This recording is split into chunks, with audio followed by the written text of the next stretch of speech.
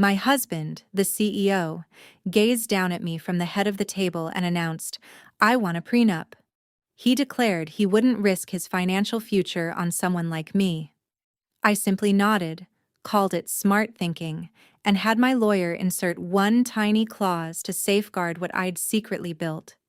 His legal team nearly had strokes when they finally grasped my net worth was 50 times his entire company. My name is Natalie. I'm 34 years old and about to reveal precisely how I legally dismantled a narcissist. Before I share my story, let me know where you're watching from in the comments below. Hit the like button and subscribe if you've ever had to smile through disrespect while secretly holding all the power. Trust me, you won't want to miss how this unfolds. The ocean breeze blew gently off the Atlantic, yet the atmosphere on the terrace of our rented Hamptons estate was utterly suffocating. It was our official engagement dinner, a catered affair boasting imported orchids, vintage champagne, and a guest list resembling a directory of New York tech executives. Harrison, my supposed future husband, stood at the head of the long dining table, clutching a crystal flute. At 35, he was the founder and CEO of a rapidly growing software startup. He possessed the sharp suits, the practiced smile, and an ego that demanded constant feeding. Seated directly to my right was his mother, Beatrice. At 62, she was dressed in stiff designer attire, her expression suggesting someone had placed a piece of rotten fruit on her plate. From the moment Harrison and I began dating, Beatrice made it abundantly clear that a boutique financial advisor from a middle-class neighborhood was unfit to join her old money family.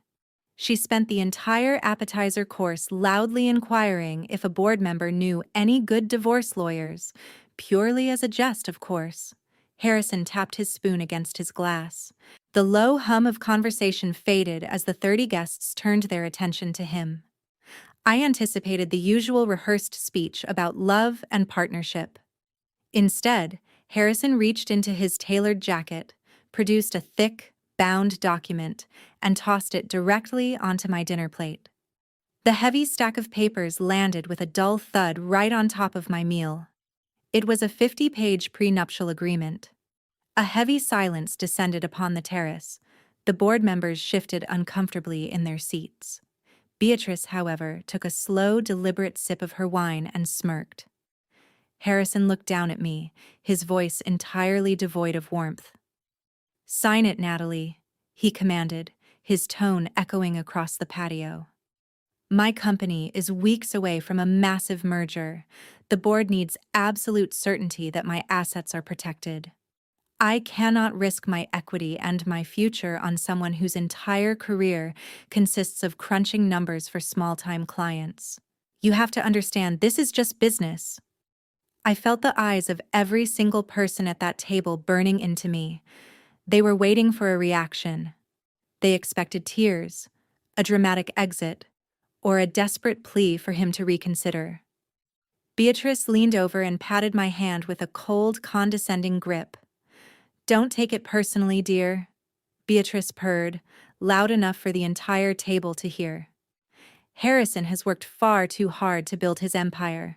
You cannot expect a man of his stature to just hand over half of everything he owns if things go sour.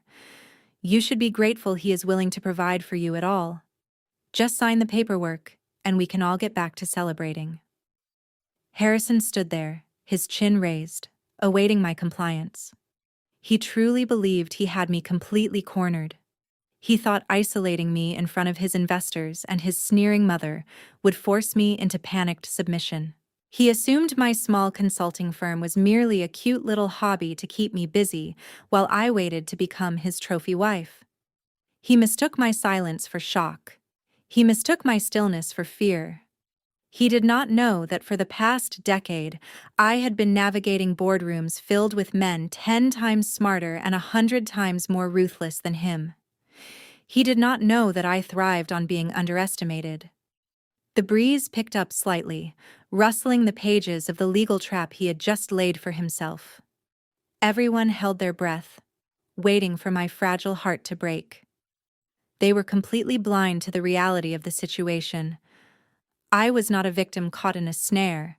I was the architect of the environment they were standing in. I let the silence stretch for a few more seconds, allowing Harrison to revel in what he believed was his ultimate victory. I looked at the thick document sitting on my plate. I observed the smug satisfaction on Harrison's face and the mocking pity in Beatrice's eyes. I did not raise my voice. I did not shed a single tear. Instead, I calmly wiped my hands with a linen napkin, reached into my designer bag, and produced my solid gold Mont Blanc pen. The heavy gold pen gleamed under the patio lights. Across the table, Harrison's sister Caroline leaned forward. She was 31, wearing a silk dress paid for by her brother, and a smug expression that perfectly mirrored their mother's. Caroline rested her chin on her hand and sighed dramatically. "Honestly, Natalie, you should be thanking him," Caroline said, her voice dripping with fake sympathy. Most men in Harrison's position would demand a complete background check before letting someone from a public state university marry into the family. At least with this contract, you get a generous monthly allowance if things go south. It is more than you could ever make at that little consulting office of yours. Beatrice chuckled, tapping her manicured nails against her wineglass. "Exactly, Caroline," Beatrice added. "It is a safety net for everyone. We protect our legacy, and Natalie gets a taste of how the upper class handles their affairs. No offense, dear, but people from your background simply do not understand the complexities of generational wealth." I let them talk. I let them paint their picture of the poor, helpless, working-class girl being rescued by the wealthy tech prince. I did not bother looking at the first 49 pages of the document. I knew precisely what was in there: standard boilerplate clauses designed to strip a spouse of all voting rights, equity, and marital property. Harrison had likely paid his overpriced lawyers a fortune to draft a document that essentially rendered me a temporary employee in his life.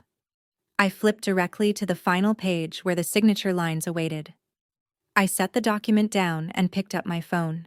Beneath the table, hidden from their gloating eyes, I quickly typed a message to the senior partner of my actual legal team, the team that handled my 9-figure acquisitions. The message was simple: "Send over the blind trust addendum immediately." Within 30 seconds, my phone buzzed. My lawyer had emailed a single paragraph to Harrison's lead counsel, who sat at the far end of our dinner table. The older lawyer's phone chimed. He glanced at the screen, frowned, and then looked down the table at me. Harrison noticed the exchange. "What is it?"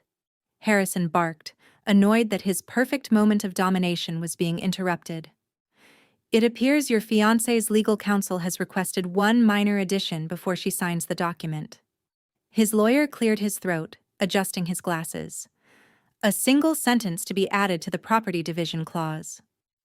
"Unbelievable," Harrison muttered, rolling his eyes loudly. "What is it? A demand to keep the engagement ring? A request for a larger severance package?" "Read it."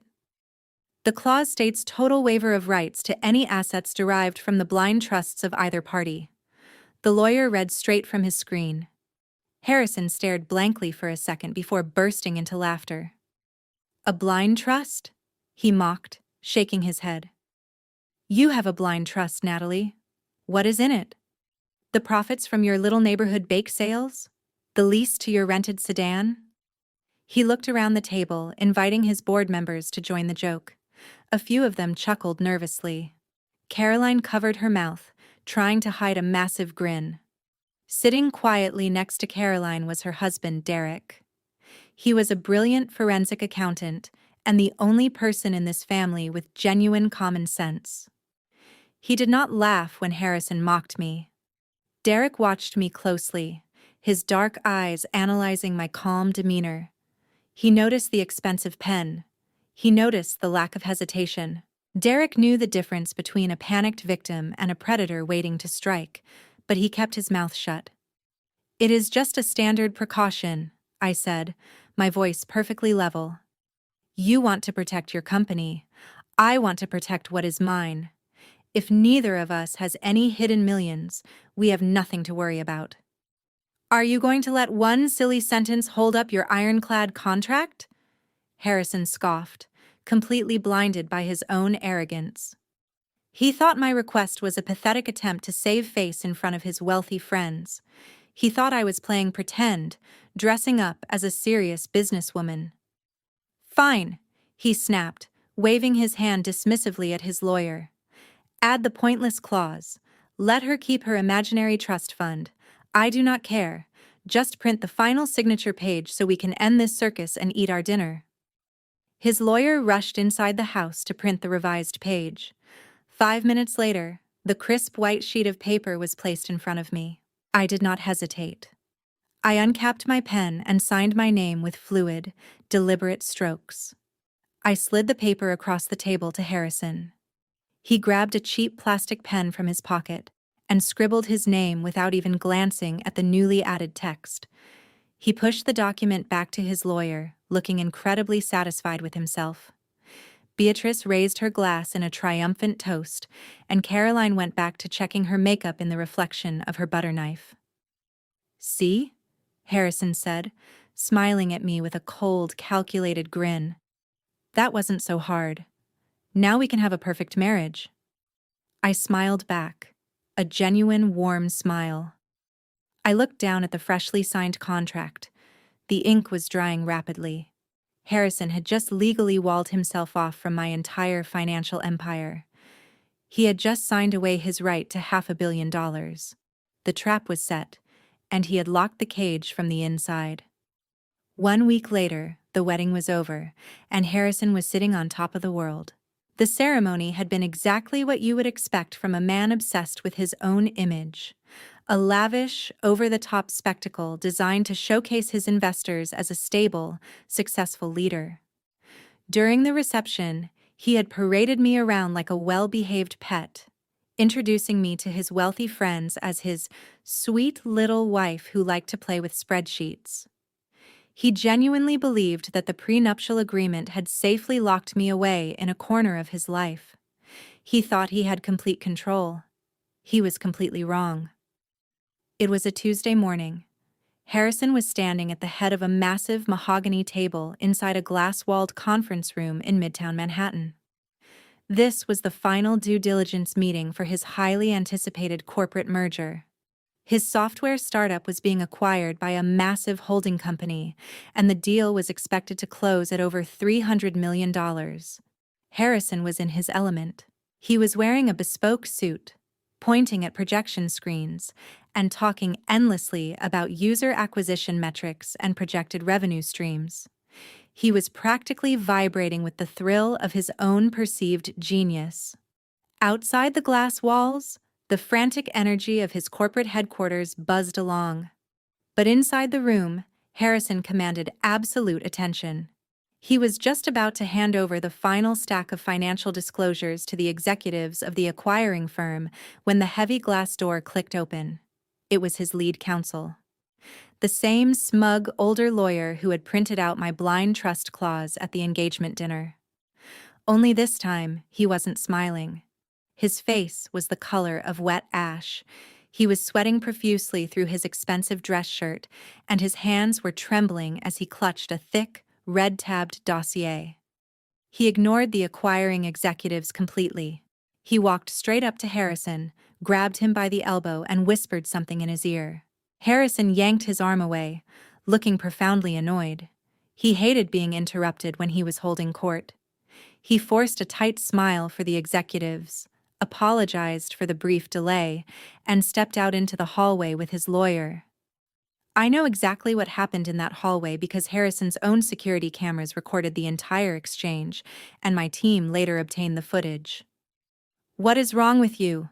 Harrison hissed, dragging the lawyer into a soundproof alcove.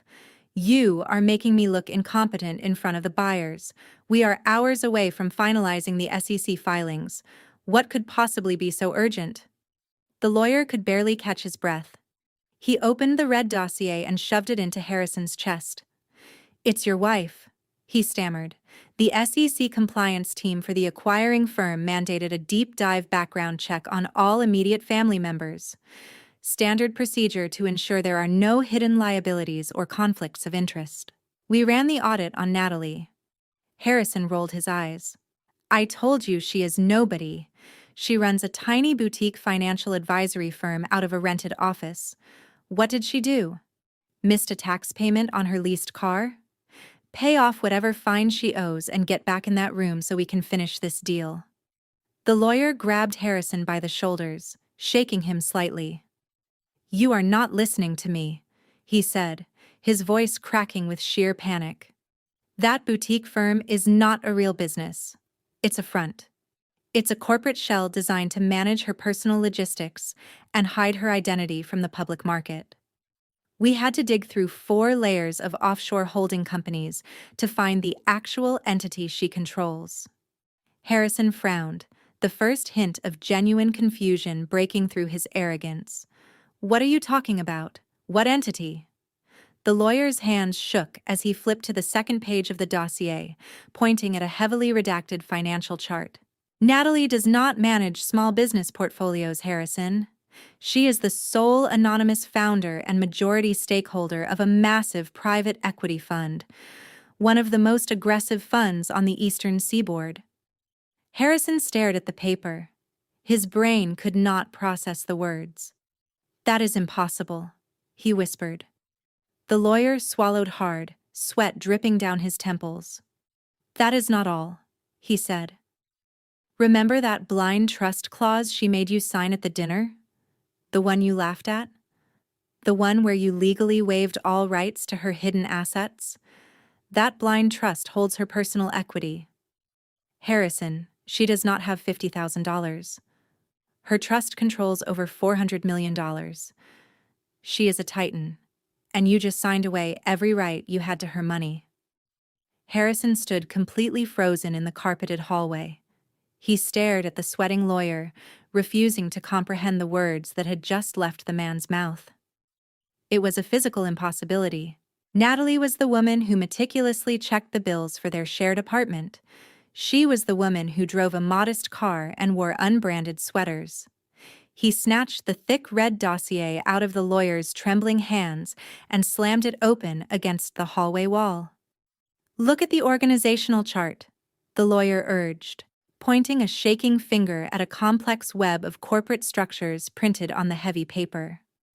Look at the flow of capital, Harrison. Harrison's eyes darted across the page. He saw a maze of Delaware limited liability companies, offshore accounts, and blind trusts. It was a masterpiece of corporate obfuscation. All the arrows, all the holding companies, funneled upward, converging into one apex entity. It was a notoriously aggressive private equity firm based in Lower Manhattan, known for gutting underperforming companies and swallowing competitors whole. Harrison knew the firm by reputation. Every tech founder in the city lived in fear of their hostile takeovers. Right at the top of the pyramid, sitting above the board of directors and the managing partners, was a single black box labeled Sole Proprietor. Next to that box was the name of his sweet, quiet wife. This has to be a mistake, Harrison muttered, his voice dropping to a frantic whisper. This is a clerical error. You pulled the wrong background check. There is another Natalie in the database. There is no mistake, the lawyer replied, his tone grim and absolute. We cross-referenced her social security number, her tax returns, and the routing numbers from that boutique firm she runs. That tiny office is not a business, Harrison. It is a family office. It is a private command center she uses to manage her personal logistics while remaining completely invisible to the public market.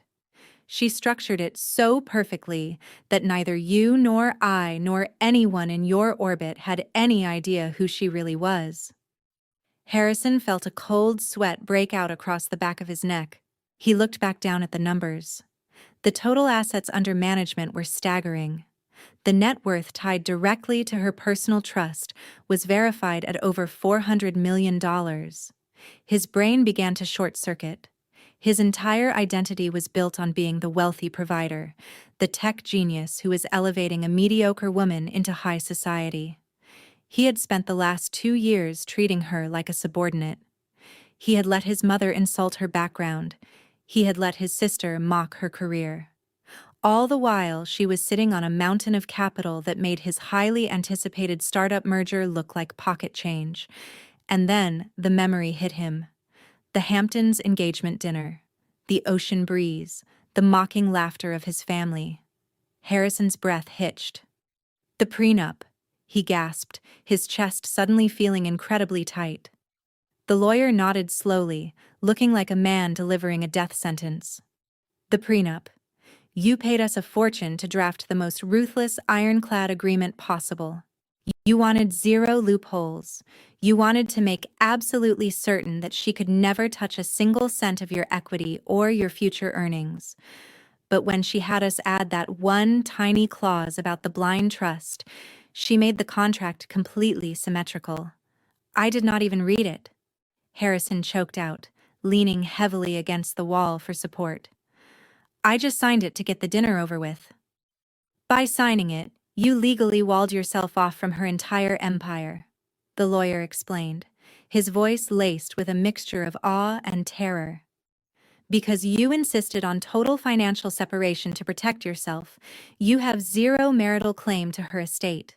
In the state of New York, that document is unbreakable. She used your own lawyers and your own arrogance to build an impenetrable fortress around her money. Harrison slowly turned his head to look through the glass walls of the conference room. The executives from the acquiring firm were sitting at the mahogany table, checking their watches, waiting for him to return and finalize the paperwork. He had walked out of that room feeling like a king about to conquer the world. But standing here in the hallway, holding the red dossier, the crushing reality of his situation crashed down on him. He was not the powerful CEO closing the deal of a lifetime. He was a fool who had just been outplayed by a grandmaster. He looked down at his right hand. The hand that had so carelessly scribbled his signature with a cheap plastic pen while she used her solid gold Mont Blanc. His pulse hammered in his ears as the absolute magnitude of his mistake took hold. In his desperate, arrogant attempt to protect his startup from his wife, Harrison realized he had just legally, permanently, and irreversibly signed away his right to $500 million. Harrison abandoned the acquiring executives at the mahogany table. He ignored his frantic lead counsel and the bewildered stares of his own employees, sprinting toward the elevator. Ripping off his tailored jacket, he ran out of the building and flagged down a taxi. His mind raced, replaying the disastrous engagement dinner over and over. He had to reach the penthouse immediately to find the physical documents. When the elevator doors opened into our luxury apartment, Harrison burst through the entryway like a man possessed. I was sitting on the velvet sofa in the living room, wearing my usual comfortable sweater, reading a quarterly earnings report on my tablet. A fresh cup of black coffee was steaming on the glass table in front of me. Ignoring my presence completely, he charged straight into his home office. I heard drawers being yanked open and slammed shut. Books were swept off shelves, followed by the heavy thud of his leather briefcase being upended onto the hardwood floor. He was breathing heavily and cursing under his breath, while frantically tearing through his locked filing cabinets. Finally, he stormed back into the living room clutching a thick stack of papers. It was the physical copy of our prenuptial agreement. It was the exact same document he had so proudly tossed onto my dinner plate just a few weeks prior. His face was flushed deep red, and his eyes were wild with unfiltered panic. Without saying a word, he grabbed the heavy document with both hands and ripped it straight down the middle. He tore the thick parchment paper again and again until his hands were physically shaking and the floor was covered in jagged white shreds. He kicked the pile of torn paper aggressively, dispersing the pieces across the expanse of Persian rug. He stood there with his chest heaving, looking at me as if he had just slain a mighty dragon. "Natalie," he said, his voice trembling with a forced and desperate affection. "What are we doing? This is utter madness. I have been thinking all morning and I realize just how incredibly foolish I have been." I slowly lowered my tablet and took a calculated sip of my black coffee. I did not say a word. I just sat back and let him dig his own grave. We are husband and wife, Natalie, he continued. He took a step closer, holding his hands out in a grand gesture of fake surrender. Marriage is not a cold business transaction. It is about true love. It is about partnership. When we stood at the altar, we promised to share our lives together completely. How can we truly be united if we have these massive walls built up between our finances? I was entirely wrong to ever suggest a prenup. It sends the wrong message. It says, I do not trust you, and nothing could be further from the truth. I trust you with my life, darling. I want us to build our future as equals, sharing absolutely everything we have. It was honestly a remarkably impressive performance. If I did not already know that his lawyer had just exposed my private equity fund an hour ago, I might have actually believed the raw emotion in his voice. He was practically begging me to forget the boundaries he had so aggressively enforced when he firmly believed I was poor. He wanted to be equals only now that my verified net worth vastly dwarfed his entire existence. I set my coffee cup down on the glass table. The sharp clink of the porcelain echoed loudly in the quiet penthouse. Harrison, I said, my voice perfectly calm and steady. Why are you sweating? He froze, his hands dropping awkwardly to his sides. I am not sweating. I just rushed home because I had this massive epiphany. I want to tear down the walls between us. Look, I destroyed the contract. It is gone forever. We can start fresh today. I looked down at the shredded pieces of paper littering the rug. You did a great job tearing up your personal copy, Harrison. But my legal team filed the digital copies with the state of New York 3 days ago. The document is fully notarized, legally processed, and permanently binding. Tearing up a piece of paper in our living room does not change the law. The blood instantly drained from his face. The loving, supportive husband facade vanished, replaced by venomous rage. You planned this, he hissed, pointing a shaking finger. You set me up and tricked me. You demanded the prenup, Harrison, I reminded him. I just added one sentence. His hands balled into fists. I will not let you walk away with everything, he shouted. I will drag you through the courts. I will sue you for fraud. I will have that prenup nullified and take half of every dollar you have. I watched Harrison storm out of the penthouse, his hollow threats echoing off the marble walls. Suing me would require money and competent lawyers, neither of which he would soon have. But he was not the only one who had discovered the truth. News of my actual net worth had apparently traveled fast through the family grapevine.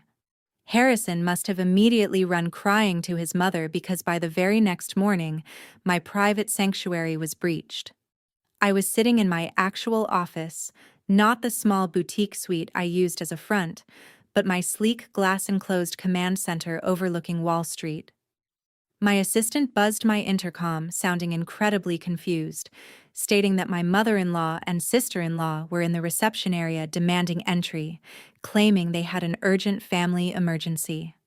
I smiled a cold, calculated smile and told her to send them right in. Beatrice and Caroline swept into the room like they owned the building. Gone were the sneers and the condescending glares that had defined our entire relationship. Beatrice wore a warm, overly practiced smile, carrying a box of expensive imported pastries. Caroline practically ran over to my desk, attempting to pull me into a tight, affectionate hug. I remained seated, keeping my hands perfectly still over my keyboard, forcing Caroline to awkwardly pat my shoulder instead. Natalie, darling, Beatrice cooed, looking around the opulent office with wide, greedy eyes. The panoramic views of the city skyline clearly validated everything Harrison had told them. We had absolutely no idea you were running such a magnificent operation. Harrison told us everything last night. We are just so incredibly proud of you. Caroline chimed in, nodding victoriously, her designer jewelry clinking together. So proud, Natalie. You are exactly the kind of strong, successful woman this family needs. We always knew you were special." They sat down in the leather guest chairs without being asked. Beatrice immediately launched into her rehearsed pitch. She talked at length about how family must always support each other, using words like unity and legacy, explaining how wealth is a blessing meant to be shared. Caroline did not waste any time pulling a thick designer folder from her handbag. "Actually, Natalie," Caroline said, batting her eyelashes, "since we are truly family now, I was hoping you could help me out of a tiny bind.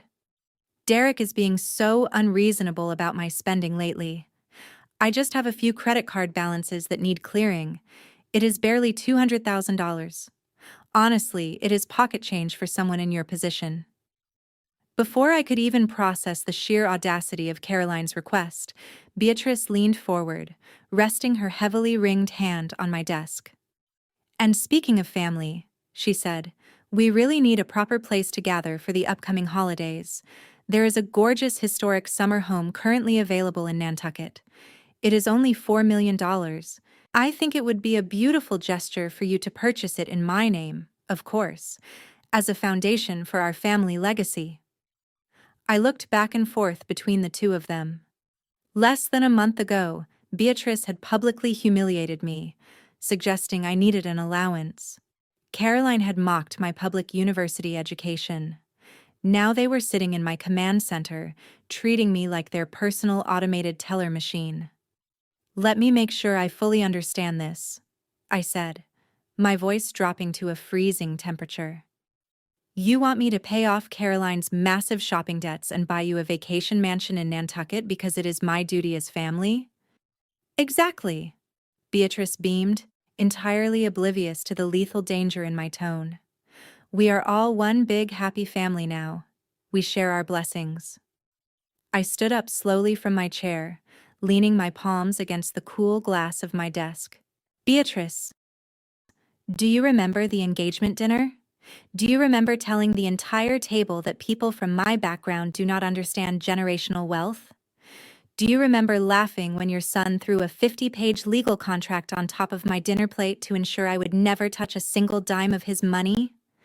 The fake smiles instantly vanished from their faces. Caroline shifted nervously, looking down at her expensive folder. "Natalie," she stammered, "that was just a misunderstanding. We were just being protective of Harrison." "You were being greedy," I corrected her sharply, my voice echoing in the large room. "You demanded total financial separation. You got total financial separation. The blind trust clause you all thought was so hilarious applies to everyone in this room. My money belongs to me. You will not see a single cent of it to pay off your ridiculous credit cards, Caroline. And Beatrice, you will never step foot in a Nantucket home funded by my bank account." Beatrice stood up, her face flushing an ugly, angry red. "Listen to me, you arrogant little girl," she spat, dropping the sweet mother-in-law act entirely. "You married into this family. You owe us the respect and the financial support that comes with our pristine name. If you do not write those checks today, I will make sure everyone in our New York social circle knows exactly how selfish and deceitful you really are." I did not blink. I reached across my desk and pressed the silver button on my intercom console. "Security," I said clearly into the speaker. "I have 2 unauthorized visitors in my private suite. Please escort them out of the building immediately. If they refuse to walk out quietly, call the police and have them arrested for trespassing." Beatrice gasped, clutching her pearls in genuine shock. Caroline looked completely panicked, frantically gathering her purse and her folder. "You cannot do this to us, Natalie," Caroline whined, backing away toward the door. "I just did," I replied, turning my back on them to look out the floor-to-ceiling window at the city below. The heavy oak doors of my office swung open, and 2 large security guards stepped inside. I did not bother turning around as Beatrice shrieked indignantly, throwing terrible insults while the guards physically ushered them out into the hallway. They came looking for a massive payday, but they left with nothing but complete public humiliation. I did not even watch them leave. I simply sat back down at my desk and returned to the quarterly projections flashing on my monitors. Beatrice and Caroline were not the first greedy people I had forcefully removed from my presence, and I highly doubted they would be the last. I knew Beatrice had threatened to ruin my reputation on her way out, but I severely underestimated the sheer speed and viciousness of an angry socialite with too much free time. It started less than 48 hours later. I was in the middle of a conference call with our European acquisitions team when my lead public relations director pinged my private secure channel. She sent me a link to a prominent New York society blog. The site was notorious for blending high society gossip with Wall Street rumors, making it a guilty pleasure for half the executives in the city. The headline blared across the screen in bold black letters: "The Secret Shell Game of a Tech CEO's New Bride." I clicked the link and read the article while keeping my voice perfectly steady on my conference call. Beatrice and Caroline had gone straight to the tabloids, and they had completely fabricated a sensational narrative. They did not expose my private equity firm because, frankly, they did not understand the complex financial structures Harrison's lawyer had uncovered. Instead, they took the fact that my boutique advisory firm was a front and spun it into a massive criminal conspiracy.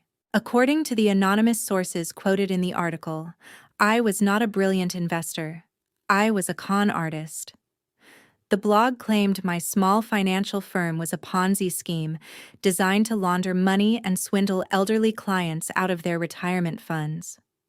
Carolyn had apparently provided fake quotes, crying about how she had trusted her new sister-in-law only to discover deep financial irregularities. The article painted me as a desperate fraudster who had trapped a brilliant tech founder into marriage to legitimize my dirty money. By noon, 3 other gossip sites had picked up the story. By the end of the day, it had migrated from the society pages to the minor blogs.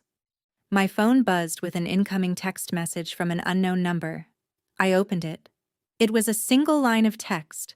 The asking price for the Nantucket house just went up to $5 million, and Caroline's credit cards need to be cleared by Friday or the next round of stories will name your specific holding companies. It was pure textbook extortion. They genuinely believed they had me trapped in a public relations nightmare. They thought the threat of exposure would force me to open my checkbook and fund their luxurious lifestyles. What Beatrice and Caroline failed to realize was that I was entirely insulated. My name was buried under so many layers of corporate anonymity that no tabloid journalist could ever legally connect me to my private equity fund without risking a billion-dollar defamation lawsuit. The rumors were completely baseless and legally harmless to my actual empire. I simply forwarded the extortion text message to my legal team and instructed them to begin quietly drafting harassment and libel suits. I did not reply to Beatrice. I did not send a single dime. However, while the smear campaign was completely harmless to me, it was highly radioactive to someone else. Harrison's upcoming merger was the crown jewel of his entire existence. The acquiring company was a massive publicly traded holding firm with a notoriously strict compliance department and an incredibly risk-averse board of directors. Late that afternoon, my secure phone rang. It was not Beatrice. It was Harrison. "Natalie, you need to fix this right now," he yelled the second I answered. His voice was completely frantic, echoing with blind panic. "Fix what?" I asked, my tone deliberately bored. "The articles," he screamed. "The board members of the acquiring firm just called an emergency meeting. Their compliance team is losing their minds over these fraud allegations. They are threatening to put the entire acquisition on an indefinite hold. They said they cannot afford the optical risk of merging with my company, while my wife is being investigated by internet journalists for money laundering." I leaned back in my leather chair, looking out over the city. "Have you tried asking your mother and sister to stop feeding lies to the tabloids? They are furious with you," Harrison shot back, completely missing the point. "You humiliated them. You have all this money and you treated my family like garbage. Just pay them off, Natalie. Buy the stupid summer house and make them issue a retraction before they ruin my deal. I smiled. No. What do you mean, no? Harrison gasped, his breath catching in his throat. Natalie, if this merger falls through, my investors will pull out. My company will tank. The buyers just gave me 48 hours to clear your name, or they are walking away from the table completely. You have to pay them. You should have read the prenup, Harrison, I replied softly. My money is strictly my own. Good luck with your emergency meeting. I hung up the phone. Beatrice and Caroline thought they were attacking me, but they had just lobbed a live grenade directly into Harrison's boardroom. The trap was tightening, and they were doing all the work for me. That evening, Harrison demanded a mandatory family dinner at the penthouse. He claimed we needed to form a united front to handle the media crisis. In reality, he just wanted an audience while he tried to bully me into submission. The private chef had prepared a lavish meal, but the expensive food sat completely untouched on the dining table. The atmosphere in the room was incredibly toxic. Harrison was aggressively pacing back and forth across the hardwood floor. He was sweating and running his hands through his hair. His voice echoed through the large room as he screamed at me to fix the public relations disaster. He said his investors were breathing down his neck, and the acquiring holding company was threatening to audit his entire startup. He blamed me entirely. He yelled that my refusal to pay off his family had triggered this nightmare, and now his life's work was crumbling. I sat quietly at the table, resting my hands in my lap. I watched his meltdown with complete indifference. Sitting across from me were Beatrice and Caroline. They were both putting on an award-winning performance of fake sympathy. Beatrice sighed loudly, shaking her head. She said it was an absolute tragedy that my dark financial secrets were destroying her brilliant son. Caroline chimed in, agreeing with her mother. She told Harrison that he was the real victim in all of this, and that I was clearly a liability to the family legacy. They were feeding his panic, hoping that the intense pressure would finally force me to write the extortion checks they had demanded. Sitting quietly next to Caroline was her husband, Derek. As an African-American forensic accountant, Derek was no stranger to being underestimated by this family. Harrison had spent years making dismissive comments about Derek, referring to him as a simple number cruncher who could never understand the high-stakes world of tech startups. Beatrice and Caroline treated him more like an accessory than a human being. Derek always maintained a quiet, dignified composure in the face of their constant disrespect. He was highly observant, analytical, and fiercely intelligent. And tonight, he had clearly reached his absolute limit. Harrison stopped pacing and slammed both of his fists onto the dining table right in front of me. He demanded that I immediately hire a crisis management firm and issue a public apology for my supposed corporate crimes. He told me I was going to lose everything if I did not listen to him. Before I could even respond, a heavy thud echoed sharply through the dining room. Everyone jumped and turned their heads. Derek had just dropped a massive, thick manila folder directly onto the center of the table. He slowly pushed his chair back and stood up, adjusting his glasses. The room fell completely silent. Derek had never interrupted Harrison before. "Sit down, Harrison," Derek said, his voice low and commanding. His tone possessed an authority that instantly drained the anger right out of the room. Harrison blinked in sheer confusion. "Excuse me?" Harrison scoffed, trying to regain his dominant posture. "This is my house and my company on the line, Derek. Keep out of this." Derek did not back down. Not an inch. He leaned forward and opened the heavy folder, spreading several printed spreadsheets and bank statements across the table. I said, "Sit down, Harrison," repeating, his eyes locking onto Harrison with intense, unwavering focus. "You are making a fool of yourself, and you are yelling at the wrong person." Beatrice clutched her napkin, her fake, sympathetic smile faltering. "Derek, please. she warned softly. Do not interfere with family business. This stopped being family business the moment my joint checking account was used to fund a criminal smear campaign, Derek replied coldly. Caroline instantly went pale. She looked down at the table, refusing to make eye contact with her husband. Derek turned his attention to the rest of the room. He explained that as a forensic accountant, he spent his entire career tracking hidden assets and tracing illicit funds. He said that when the articles first hit the internet, he noticed some massive, unexplained withdrawals from his own bank accounts. He decided to do some digging. He pulled the server logs from the gossip blogs and traced the routing numbers used to pay the anonymous freelance writers. He picked up a highlighted bank statement and slid it across the table toward Harrison. Look at the payment trails, Derek instructed calmly. The fake stories about Natalie did not come from an angry investor or a whistleblower. They were paid for and orchestrated entirely by your mother and your sister. Harrison stared at the highlighted paper, his mouth hanging open. He looked from the document to Beatrice, and then to Caroline. The silence in the room was deafening, but Derek was not finished revealing the full extent of the truth. Harrison looked down at the bank routing numbers and the receipts from the freelance journalists. The reality washed over him in a cold wave. His own mother and sister had risked his entire career just to throw a temper tantrum over a summer house and some credit card bills. He turned slowly to face Beatrice. His face was a mask of pure, unfiltered disgust. You paid them, Harrison said, his voice dangerously low and trembling with rage. You paid internet tabloids to write criminal hit pieces about my wife right before the biggest financial transaction of my entire life. Beatrice tried to reach out and touch his arm, but he violently stepped back. We did it for you, Harrison, she pleaded, her voice shaking with manufactured tears. She was hiding millions from you. She humiliated us in her office. We just wanted to apply a little pressure so she would share her wealth with the family, like a good wife should. We thought if we threatened her reputation, she would just pay us to make it go away quietly.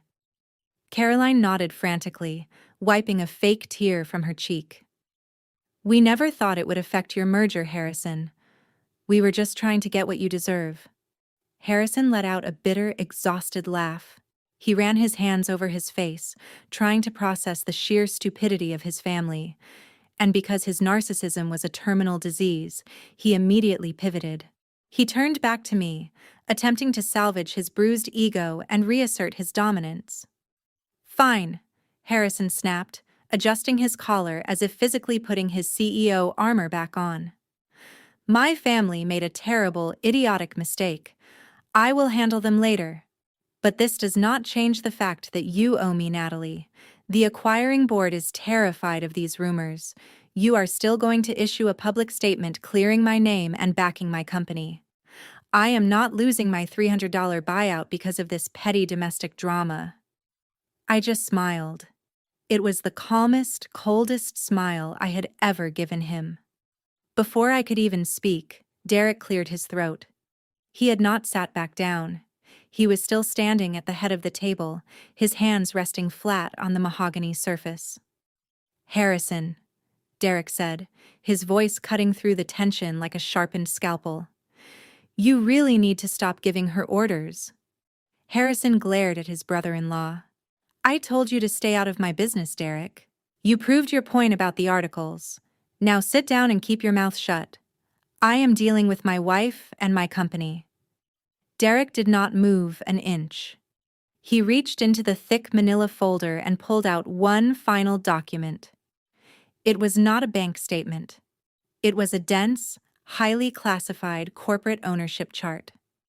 When I was tracking the funds your mother used to pay the bloggers, Derek explained calmly, I realized the journalists were focusing heavily on the specific structure of Natalie Private Equity Firm. So out of professional curiosity, I ran a deep forensic audit on her firm's public holdings. I wanted to see just how massive her portfolio actually was. Derek slid the paper across the table. It stopped right in front of Harrison. I found something incredibly interesting about the holding company that is buying your startup. Harrison stared at the paper. He did not want to pick it up. Every time Derek had produced a piece of paper tonight, Harrison's world had cracked a little more. "What is it?" Harrison demanded, his voice suddenly sounding very small and tight. Derek pushed his glasses up the bridge of his nose. "The acquiring firm," Derek said, speaking slowly so every single syllable echoed in the quiet room. "The massive corporate entity that is supposedly handing you $300 tomorrow morning. It is not an independent buyer. It is a wholly owned subsidiary of a parent corporation based in Delaware." Derek tapped his index finger directly on the top box of the organizational chart. "And that parent corporation is fully controlled and funded by your wife's private equity fund."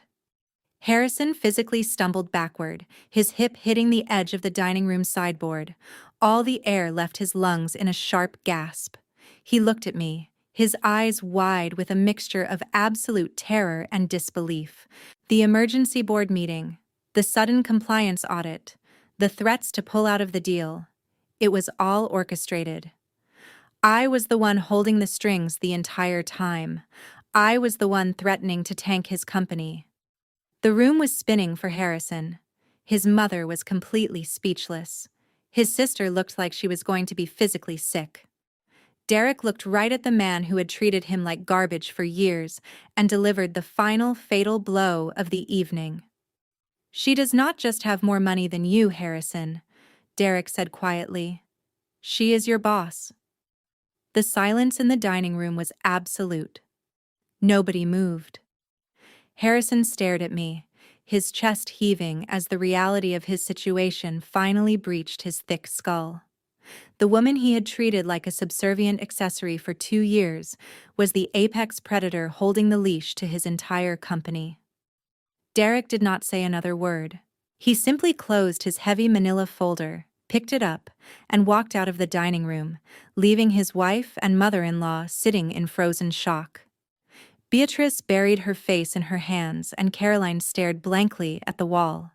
Harrison did not apologize. He did not ask for mercy.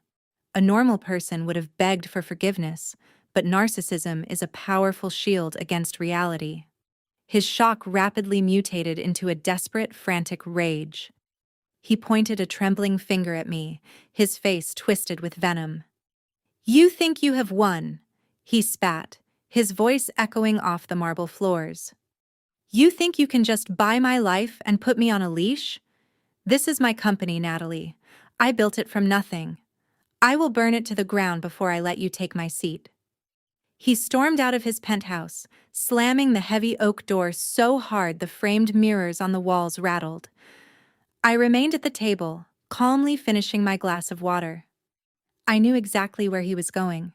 He was going to war. It was past midnight when Harrison burst into his corporate headquarters. The massive glass building was empty, except for a few tired janitors polishing the lobby floors. He bypassed his own executive office and marched straight into the sprawling suite belonging to his chief financial officer. The CFO was a man named Gregory. Gregory was notoriously slimy, a corporate mercenary who cared only about his year-end bonuses and possessed the moral backbone of a jellyfish. He was packing his briefcase to leave when Harrison locked the door behind him. Harrison paced the floor rapidly, explaining the catastrophic situation.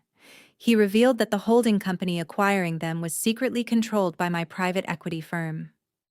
Gregory went pale, dropping his expensive leather briefcase onto the floor. He immediately started panicking, realizing that a ruthless private equity takeover usually meant the entire executive team would be fired and liquidated without a single dollar of severance. Harrison slammed his hands onto Gregory's desk, demanding that he pull up the company capitalization table on the main monitor. "We are not rolling over for her," Harrison barked, his eyes bloodshot and wild. "We are going to dilute her voting power before the ink on the merger documents dries." Harrison laid out his desperate strategy. He wanted Gregory to exploit a forgotten loophole in the original startup charter. They were going to secretly authorize and issue a massive block of new Class A voting shares. They would categorize this sudden, unprecedented stock issuance as an emergency executive retention package. By flooding the internal market with these new shares and distributing them solely to Harrison and 3 of his blindly loyal board members, they would artificially inflate their own voting power overnight. This massive dilution would instantly shrink the percentage of the company currently controlled by my firm, dropping my equity well below the majority threshold. It would strip me of the power to fire him, giving Harrison complete control of the board. He would hold my acquisition hostage and force me to either walk away or buy him out at an astronomical premium. Gregory stared at Harrison like he had lost his mind. He pushed his chair back from the monitor, shaking his head vigorously. "Harrison, you are talking about issuing phantom shares hours before a finalized merger?" Gregory said, his voice cracking with severe anxiety. "We already filed the preliminary disclosures.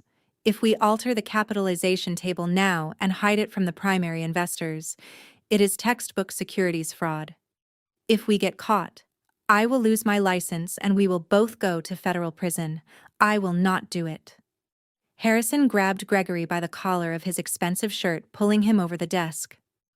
"If you do not do this, she will fire you tomorrow morning," Harrison snarled. "You will get nothing. Do this, and we keep our company." Gregory swallowed hard, looking at the desperate, crazed look in Harrison's eyes.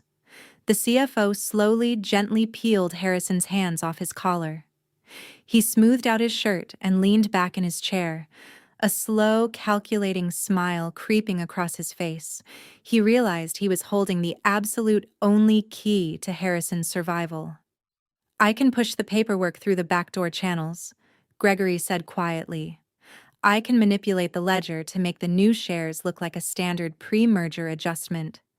But taking on this level of massive federal risk requires aggressive compensation." While Harrison was desperately bribing his chief financial officer in a dimly lit office, I was standing in the center of my glass-enclosed boardroom overlooking the sleeping city. It was 3 in the morning. I had not slept. I did not need to.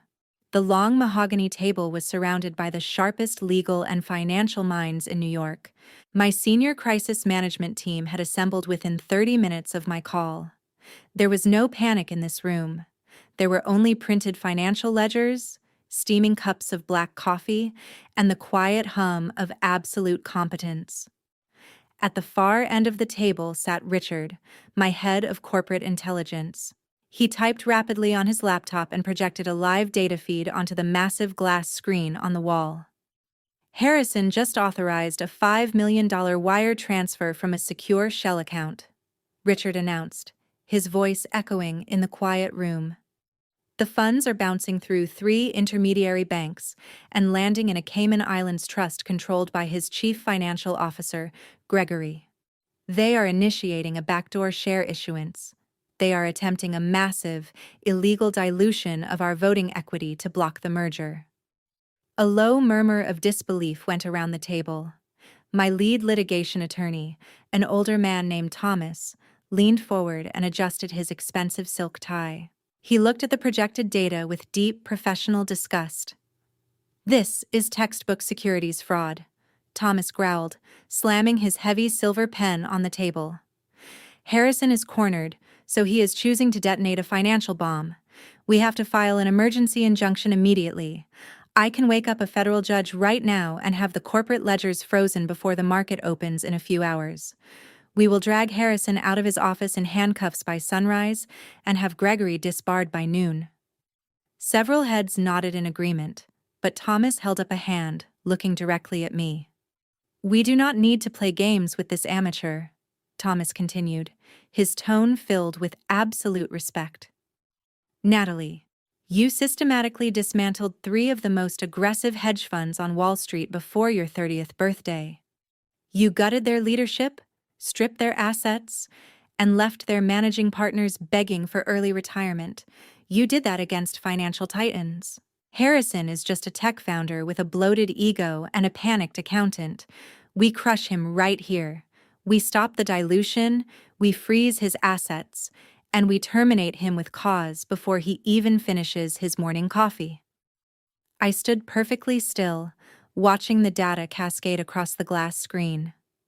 I looked at the routing numbers flying across the globe, hiding the dirty money. I thought about the engagement dinner in the Hamptons. I thought about the 50-page prenuptial agreement thrown onto my plate like a piece of garbage. I thought about the sheer arrogance of a man who believed he could bully me into submission because he assumed I was weak.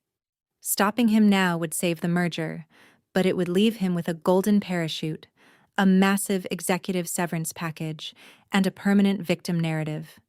He would spend the rest of his life telling people his vicious wife stole his company.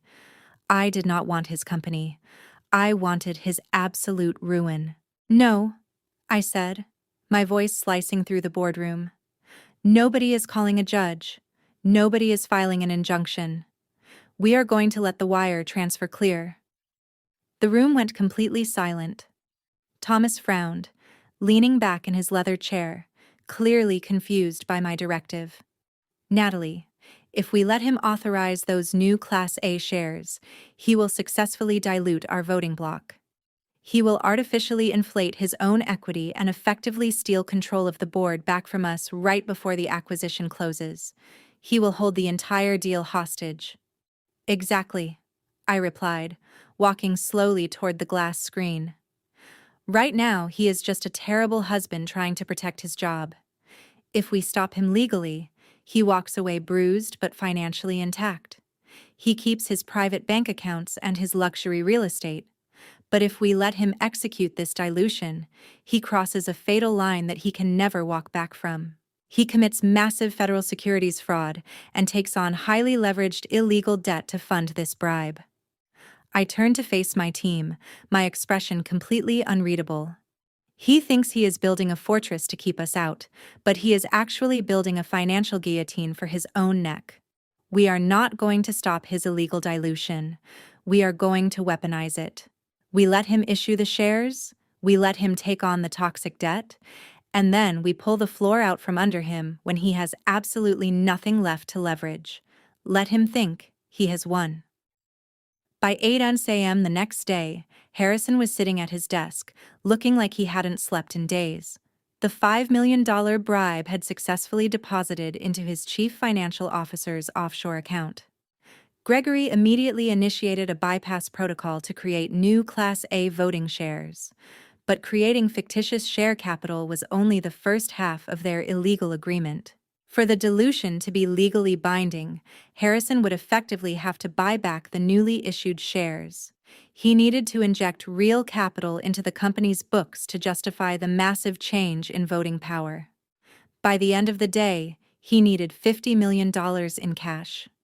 Harrison was asset-rich but cash-poor. His entire net worth was locked up in the impending merger and the luxury real estate he had aggressively purchased to maintain his public image. He spent the entire morning making panicked, frantic phone calls to his traditional wealth managers and elite banking contacts. Every single one of them turned him down. Traditional banks refused to touch a massive, undocumented personal loan just days before a major corporate acquisition. The compliance departments flagged the request as a massive regulatory risk. Harrison slammed his phone down repeatedly, his frustration boiling over into blind panic. With traditional avenues completely closed, Gregory quietly suggested the shadow banking sector. The chief financial officer knew a private broker who dealt in mezzanine debt. It was a tier of unregulated, aggressive private credit designed specifically for desperate executives who needed massive amounts of cash immediately and were willing to pay astronomical interest rates to get it. By noon, a faceless corporate attorney carrying a slim black briefcase arrived at Harrison's office. The attorney represented an anonymous private lender who was willing to wire $50 million into Harrison's personal account within the hour. But the terms of the mezzanine loan were absolutely predatory. It was a financial death warrant disguised as a lifeline. The interest rate was staggering. The repayment window was brutally short, demanding full satisfaction immediately following the public announcement of his corporate merger. But the most dangerous clause in the contract was the collateral requirement. To secure the $50 million payment, the anonymous lender demanded Harrison's lifetime collateral. He was forced to use his multi-million-dollar penthouse, his personal investment portfolios, and, most importantly, all of his original, legally clear founder's shares as absolute collateral for the debt. The contract contained a strict no-default clause. If Harrison violated even the slightest term, missed even one regulatory requirement, or if the company experienced a sudden negative financial event, the lender had the legal right to immediately demand full repayment of the loan. If Harrison failed and actually turned pale, he strongly advised Harrison to walk away. Even the slimy accountant recognized a suicide pact when he saw one. He warned Harrison that if anything delayed the merger, he would be completely ruined. But Harrison's narcissism was a terminal disease. He looked at the paperwork not as a trap, but as a temporary inconvenience. He firmly believed his own genius would carry him through.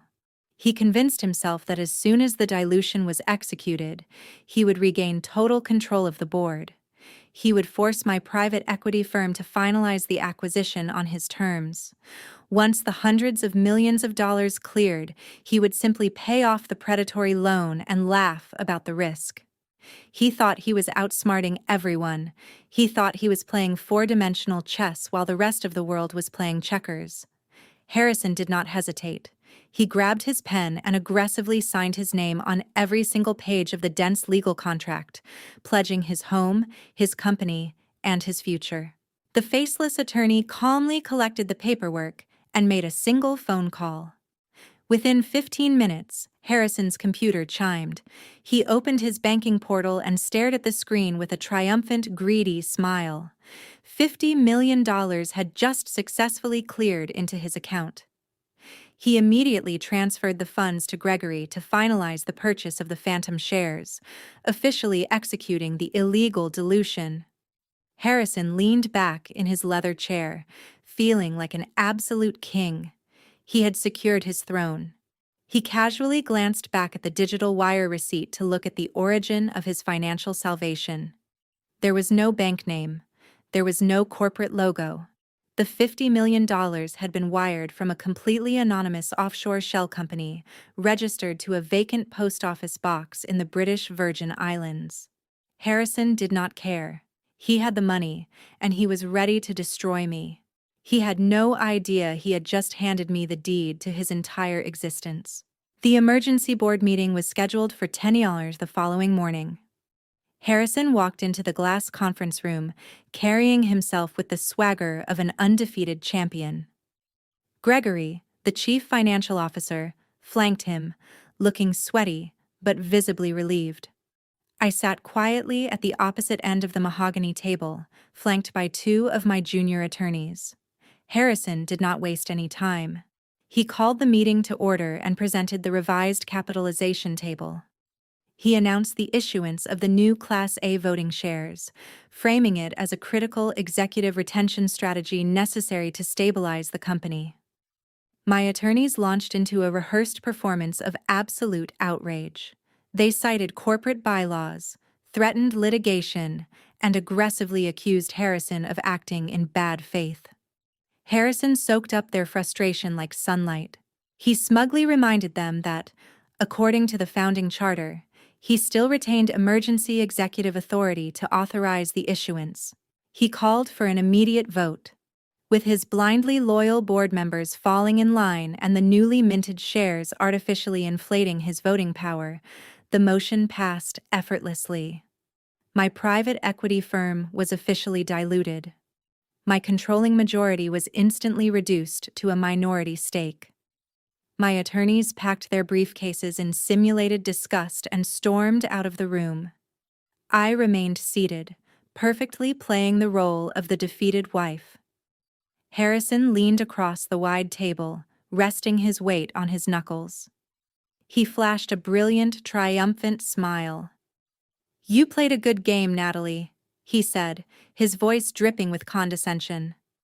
But you forgot one crucial detail. I built this company. I know every loophole and every leverage point. You are a minority shareholder now.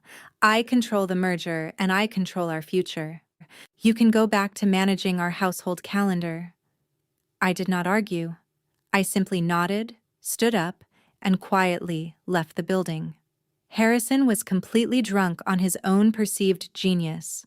He firmly believed he had outsmarted a Wall Street titan. To celebrate his massive victory, he demanded that we attend the annual New York Tech Innovators Gala that evening. It was a highly exclusive black tie event held in the grand ballroom of the Pierre Hotel. He explicitly told me to wear something elegant but understated. He wanted to parade me around the room as his conquered trophy wife. I complied without a single word of protest. I wore a simple black silk gown and stood quietly by his side as we navigated the crowded ballroom. Flashbulbs went off as industry photographers documented the arrival of the tech world's newest billionaire. Harrison worked the room with manic energy. He shook hands, clapped investors on the shoulder, and aggressively bragged about his upcoming $300 million merger. Every time someone asked about me, he would pull me close by the waist, giving me a patronizing squeeze. "This is my beautiful wife, Natalie," he would say to the crowd of wealthy executives. "She dabbles a bit in boutique finance, but honestly, her real full-time job is keeping my chaotic life organized. She is my rock." The executives would chuckle politely, completely oblivious to the fact that I could buy and sell every single person in that circle before breakfast. Beatrice and Caroline were also in attendance, having been flown in on Harrison's temporary wave of financial euphoria. They stood by the champagne tower, glaring at me with renewed arrogance. They genuinely thought Harrison had put me permanently back in my place. They thought their extortion attempts were completely forgotten and that they were back on top of the social hierarchy. Harrison raised his crystal glass of champagne, gesturing for his inner circle of developers and investors to gather around. He delivered an impromptu toast, loudly mocking the predatory vultures of Wall Street, who thought they could swoop in and steal the hard work of true tech innovators. He looked directly at me while he said it, his eyes gleaming with malicious victory. He thought he had completely neutralized me. He thought the mezzanine loan he took out to fund his illegal dilution was a brilliant tactical maneuver. He had absolutely no idea that the anonymous offshore shell company holding the $50 million note was fully owned and operated by my primary holding fund. The orchestra began playing a lively jazz number, and the crowd dispersed toward the dance floor. Harrison turned to Gregory, demanding another round of drinks. I took a slow, deliberate step back, slipping away from his side and melting into the quiet shadows near the velvet-draped walls of the ballroom. I opened my designer clutch and pulled out my secure phone. I opened the encrypted messaging application and selected the chat with Thomas, my lead litigation attorney. I watched Harrison laughing hysterically across the room, completely unaware that he was standing on a financial landmine. I typed 3 simple words: "Spring the trap." The morning after the tech gala, Beatrice was riding a wave of absolute euphoria.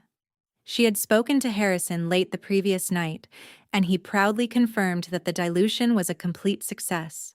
He assured her that my private equity firm had been stripped of its controlling power and that his upcoming $300 million merger was entirely secure. Beatrice, being a woman who measured her self-worth strictly through public perception, decided this monumental victory required an immediate and lavish celebration. By noon, she had organized an extravagant, impromptu luncheon at her highly exclusive country club in Westchester. She invited 50 of her wealthiest friends, socialites, and local politicians. Beatrice desired an audience to witness her family's triumph over Natalie, whom she considered a manipulative gold digger. While Natalie wasn't invited, her intelligence team had eyes everywhere, monitoring the situation closely and providing live audio and video feeds through discreet channels. Natalie sat in her Wall Street office, sipping sparkling water and watching Beatrice seal her own fate. The country club dining room was adorned with massive floral arrangements and towering ice sculptures.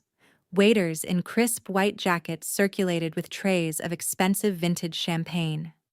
Beatrice, wearing a bright silk dress and holding a crystal flute, held court, recounting a heavily embellished version of the boardroom coup. She boasted about how her brilliant son had legally outmaneuvered a ruthless Wall Street firm and protected their generational wealth. Caroline stood beside her, laughing at all the right moments and soaking in the admiration of the wealthy crowd.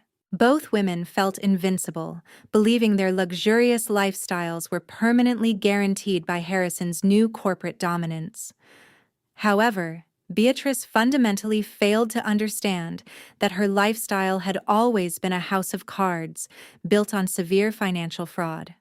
For over a decade, she had been secretly using Harrison's corporate accounts to fund her personal expenses, categorizing designer clothes, luxury vacations, and expensive dinners as deductible business expenses to avoid massive taxes. Harrison had always turned a blind eye, and his chief financial officer, Gregory, had eagerly buried the discrepancies. But Derek, the quiet, analytical forensic accountant Beatrice had treated as a second-class citizen, had never missed a single irregular transaction. Before Derek walked out of their penthouse and served Caroline with divorce papers, he had quietly compiled a massive, meticulously documented dossier of Beatrice's tax evasion. He had forwarded the entire encrypted file directly to the Criminal Investigation Division of the Internal Revenue Service. At precisely 1 p.m., the string quartet playing in the corner of the dining room abruptly stopped.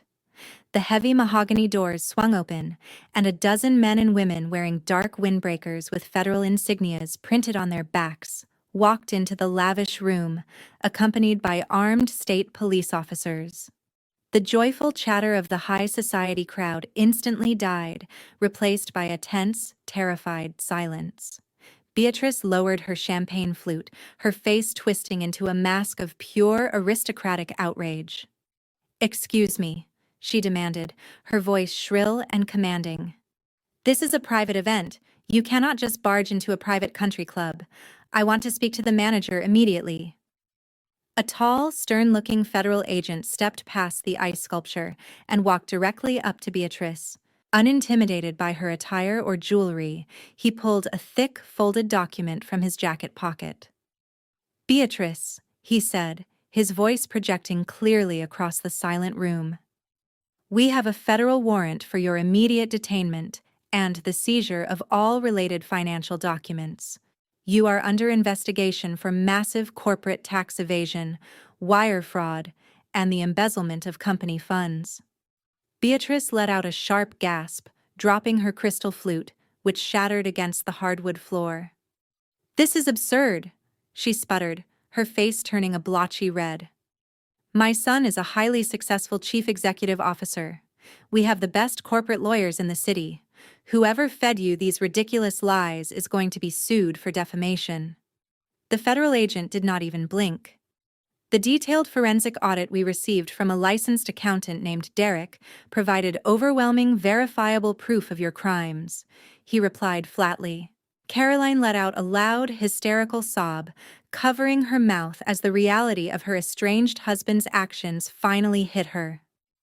Beatrice started panicking, reaching into her designer handbag with trembling fingers. "I am calling my attorney right now," she threatened, pulling out her phone and a platinum credit card. "I will post whatever massive bail you want, and I will have your job by tomorrow morning." The agent signaled to two officers who stepped forward to flank Beatrice. "You will not be posting bail with that card," the agent informed her coldly. "As of 10 minutes ago, a federal judge signed an emergency injunction. Every single bank account, investment portfolio, and property attached to your name has been completely frozen. You have absolutely nothing."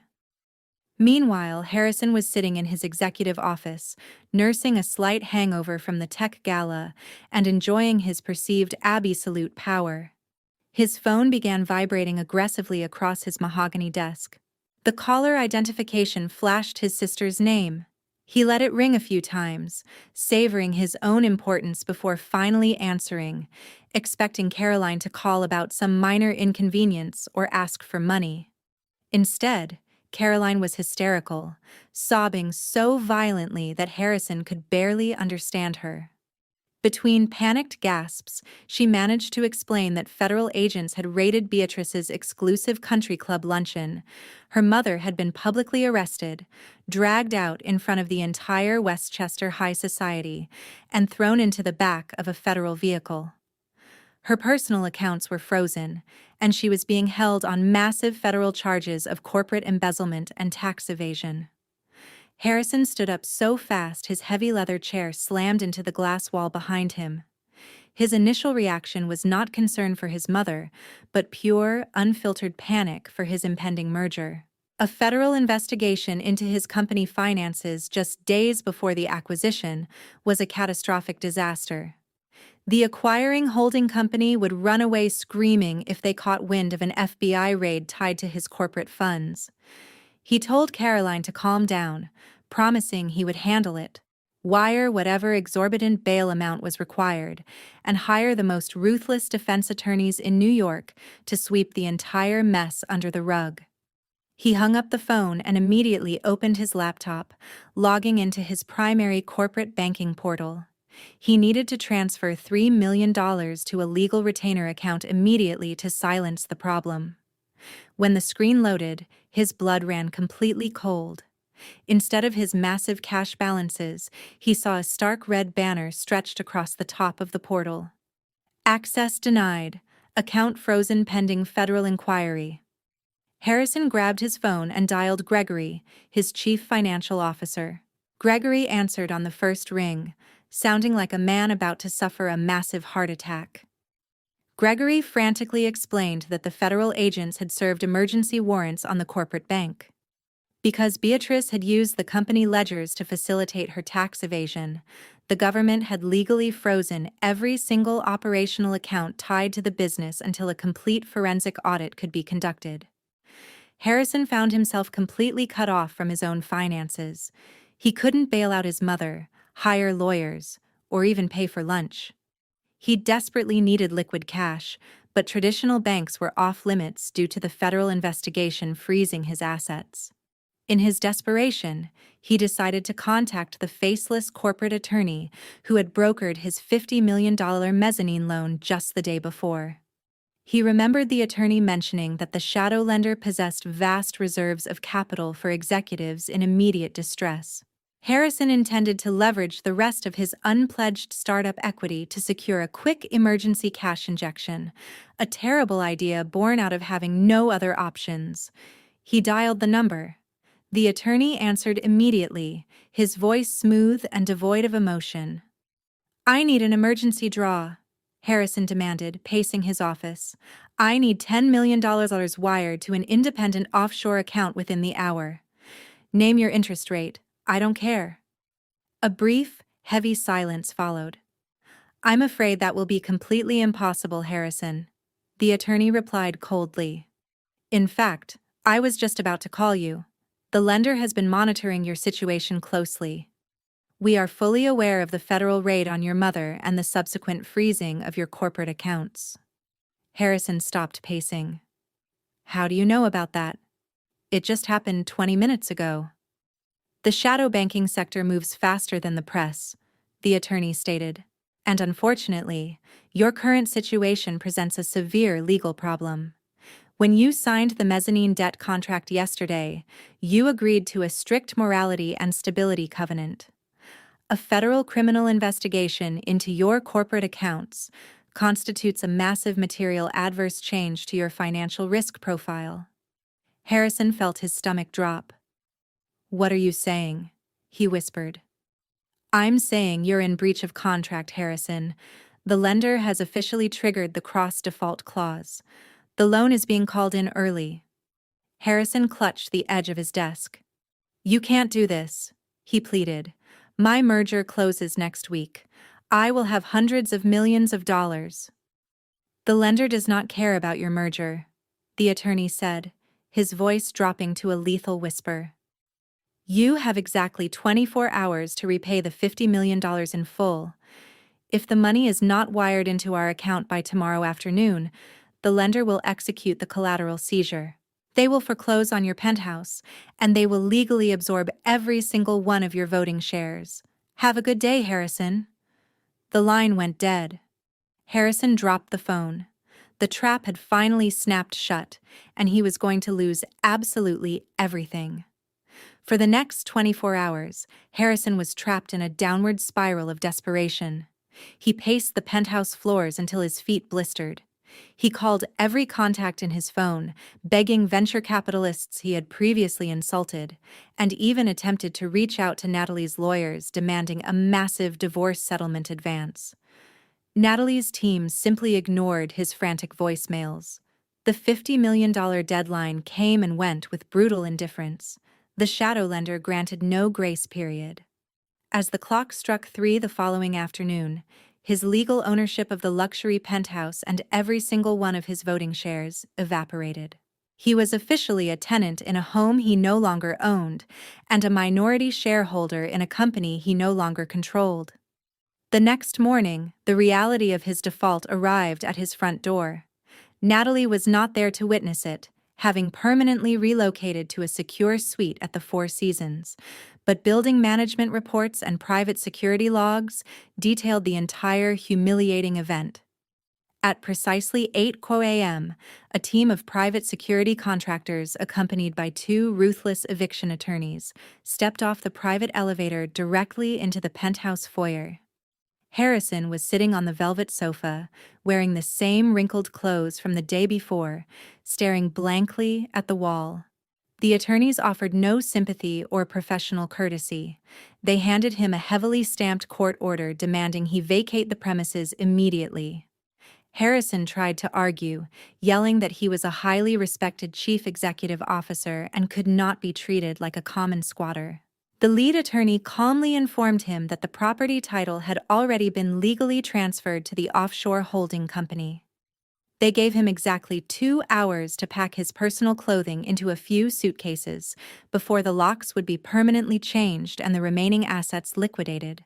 His priceless art collection, custom furniture, and imported sports car were seized as collateral against the massive debt he could not pay. While Harrison frantically shoved designer suits into a canvas duffel bag, the private elevator pinged open again. Caroline rushed into the foyer, looking completely disheveled. She had spent the entire night hiding from the press after her mother was carted off to federal prison.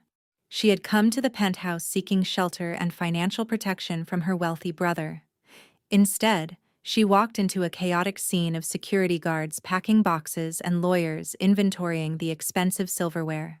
When she realized Harrison had lost the penthouse and the company's shares, she suffered a complete meltdown in the middle of the marble entryway.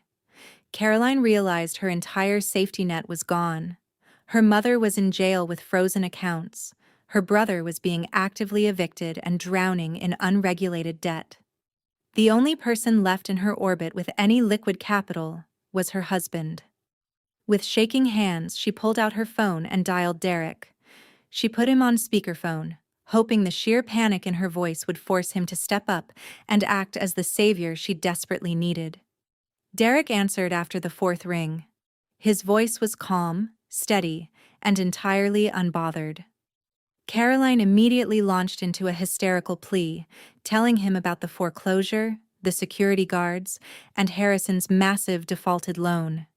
She begged Derek to transfer his personal savings to stop the bleeding, knowing he had millions safely tucked away. She cried that they needed his money to hire lawyers for Beatrice and to secure a temporary luxury apartment to protect the family image from complete social ruin.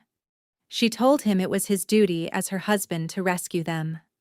The line was quiet for a long moment, broken only by the sound of Harrison violently zipping a suitcase. Then Derek finally spoke, his voice cutting through the panic with surgical precision.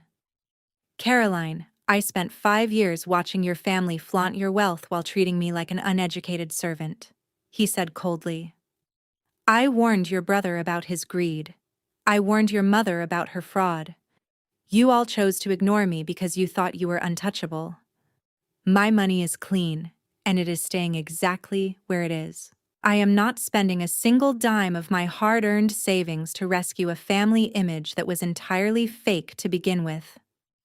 I will be sending a moving crew to collect my personal belongings from our house this afternoon, Derek added, his tone leaving absolutely no room for negotiation. You should probably start packing your own bags, Caroline, because I am breaking our lease tomorrow morning. Good luck with your brother. The call disconnected, leaving Caroline staring at a dead screen as security guards physically escorted her bankrupt brother toward the service elevator. Caroline stood in the marble lobby of Harrison's former building, clutching her phone as the dial tone buzzed endlessly. Harrison stood on the sidewalk next to a canvas duffel bag, looking completely hollowed out. Without a single dollar between them and their mother in a federal holding cell, they had only one option left. They hailed a cab using the last few crumpled bills in Caroline's designer purse and headed straight for the upscale Tribeca apartment she shared with Derek. They fully intended to corner him in person, relying on their usual family tactics of bullying and intense guilt to force his hand. When they pushed open the heavy front door, they were met with a scene of absolute efficiency. 3 professional movers were carefully wrapping furniture and boxing up electronics.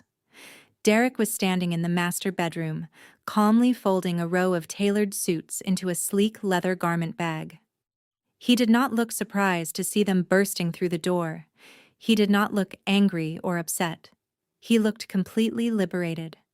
Harrison marched into the bedroom, attempting to summon any lingering executive authority he thought he still possessed.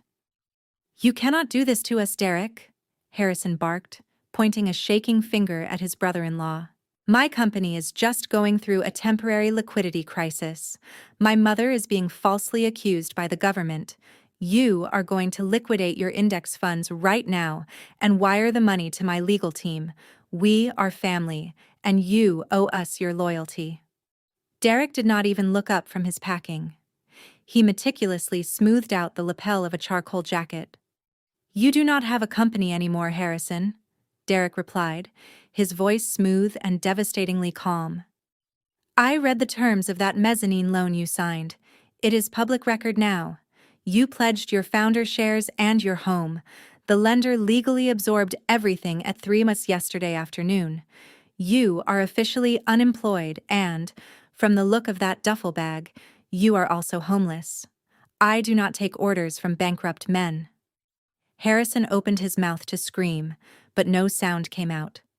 The sheer blunt force of Derek's words completely shattered his delusional reality. Caroline pushed past her brother, her face streaming with desperate tears. She tried to grab Derek's arm, but he smoothly stepped away, pulling his garment bag, now zipped shut. "Derek, please," Caroline begged, switching effortlessly to the role of the devoted, heartbroken wife. "We took sacred vows for better or for worse. You cannot just abandon me when things get difficult. I love you." Derek finally stopped moving. He turned to face Caroline, reaching into the inner pocket of his blazer. He pulled out a thick manila envelope and pressed it firmly against her chest until she was forced to take it from him. "We did take vows," Derek said, his dark eyes locking onto hers with absolute zero warmth. "But you broke yours about 3 years ago." Caroline looked down at the envelope, her hands shaking violently. "What is this?" she whispered, her voice cracking. "Those are the final divorce papers," Derek stated clearly, his voice carrying out into the hallway for Harrison to hear perfectly. "You completely forgot who you married, Caroline. I am a forensic accountant. I track hidden assets and financial discrepancies for a living. Did you really think I would not notice the massive irregularities in our joint accounts? Did you honestly think I would not trace the cash withdrawals you used to fund your weekly shopping sprees while lying to me about the rising cost of household expenses?" Caroline tried to speak, but Derek cut her off, stepping closer and forcing her to back up against the wall. And more importantly, he continued, his tone turning to pure ice. Did you really think I would not audit the credit card statements to find those boutique hotel charges in Manhattan every Tuesday afternoon? I have the receipts, Caroline. I have the security footage from the hotel lobby. I have the encrypted text messages between you and your personal trainer. I have meticulously documented every single instance of your chronic infidelity and your financial abuse over the last 36 months. Caroline's face drained of all color. She dropped the envelope onto the hardwood floor, the heavy divorce papers spilling out across the room. She was completely exposed.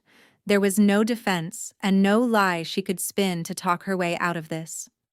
Her secret life had been expertly cataloged by the husband she thought was too boring and too stupid to notice. Derek picked up his overnight bag and slipped on his tailored coat. He looked at the two siblings standing in the half-empty bedroom. They were completely stripped of their wealth, their arrogance, and their power. They looked exactly like what they truly were. Two greedy parasites who had finally run out of hosts to feed on. My lawyers will handle the rest, Derek said, walking out of the bedroom. He paused at the front door, handing his spare keys to the lead mover. Finish packing everything with a red tag. The landlord knows they have until tomorrow morning to vacate the premises. Derek stepped out into the hallway, the heavy door clicking shut behind him.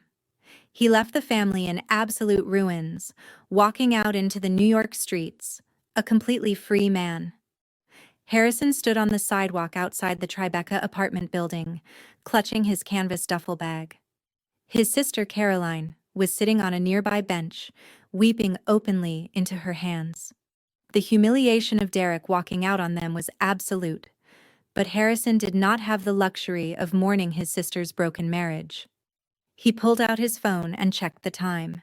It was exactly 10 in the morning. The shadow lender had kicked him out of the penthouse and initiated the asset seizure, but the actual corporate voting shares required a mandatory federal cooling-off period before the transfer could be permanently registered with the Securities and Exchange Commission. Harrison knew the law. The final ledger update was scheduled for exactly 5 hours that afternoon. If he could somehow wire $50 million to the offshore shell company before the closing bell rang, he could halt the transfer, reclaim his equity, and save his position in the upcoming merger. He had 7 hours to find a white knight. He left Caroline crying on the street and walked into a nearby coffee shop, commandeering a corner table. He opened his laptop and began blasting emails and frantic text messages to every high-net-worth individual he had ever crossed paths with. He was offering astronomical returns, desperate terms, and massive discounts on his future equity. For 2 hours, he received nothing but automated out-of-office replies and polite but firm rejections. The tech community smelled blood in the water, and nobody wanted to step between a bleeding founder and a shadow lender. Just before 1 p.m., his phone finally buzzed with a response. It was an assistant to a man named Maxwell. Maxwell was a legendary venture capitalist in New York. He was notorious for his absolute ruthlessness. He was a vulture investor who specialized in finding desperate, over-leveraged tech founders, stripping their companies for parts, and leaving them with nothing. Under normal circumstances, Harrison would never allow a predator like Maxwell anywhere near his boardroom. But today, Harrison was the prey, and he had absolutely no other options. The assistant informed him that Maxwell would give him exactly 10 minutes to pitch his survival strategy at his private club in Midtown. Harrison grabbed his duffel bag and took a subway to Midtown, lacking the funds for a private car. He arrived at the exclusive club, sweating through his wrinkled dress shirt. He was escorted into a dim, oak-paneled reading room where Maxwell was sitting in a high-backed leather chair, smoking a cigar and reviewing a tablet. Maxwell did not offer to shake hands. He simply pointed his cigar at the empty chair across from him and told Harrison to start talking. Harrison launched into the most aggressive and desperate pitch of his life. He explained the impending $300 million merger, omitting the fact that Natalie's private equity firm secretly controlled the acquiring holding company. He painted a picture of a huge guaranteed payout temporarily stymied by a minor liquidity crisis. He asked Maxwell for a $50 million bridge loan, promising to repay $75 million immediately upon completion of the merger the following week. That was a 50% return on investment in just a few days. Maxwell listened in complete silence. He puffed slowly on his cigar, his cold gray eyes analyzing the sweating, panicked man sitting in front of him. When Harrison finally finished his frantic pitch, Maxwell set his tablet face down on the small wooden table between them. "You are lying to me, Harrison," Maxwell said, his voice deep and gravelly. "You do not have a minor liquidity crisis. You took on toxic mezzanine debt to fund an illegal share dilution because your board is actively trying to oust you. Your mother was raided by the federal government yesterday, and your corporate accounts are completely frozen. You are radioactive." Harrison felt his chest tighten. "How do you know all of that?" he choked out. "It is my job to know when a fool is bleeding to death on my doorstep," Maxwell replied coldly. "But despite your staggering incompetence, the underlying technology of your software startup still holds significant market value. The acquiring company wants the software, not you." Harrison leaned forward, desperation overriding his pride. "So you will fund the bridge loan?" he asked, his voice trembling with hope. "You will give me the $50 million. I will write the check right now," Maxwell said, reaching into his tailored jacket and pulling out a silver pen. "I will wire the funds directly to your shadow lender and halt the asset seizure before the federal deadline. I will save your company, but I do not want a 50% return on my money, Harrison. I want the steering wheel."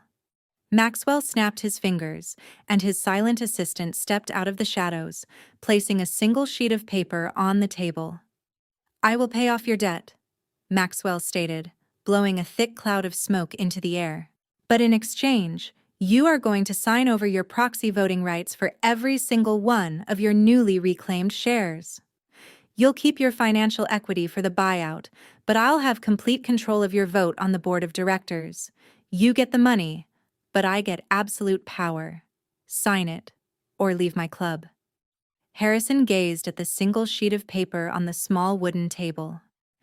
Relinquishing his voting rights meant completely surrendering his identity as the visionary leader of his own company.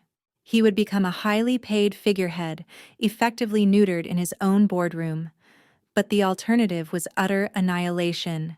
If the shadow lender executed the collateral seizure at 5 RPM, he would lose the equity anyway and walk away with absolutely nothing. Swallowing his immense pride, he reached for the silver pen. Before it could touch the paper, Maxwell's assistant placed a hand over the document. The assistant flipped to the second page, indicating a blank signature block at the very bottom. "There's one final compliance hurdle," the assistant stated smoothly.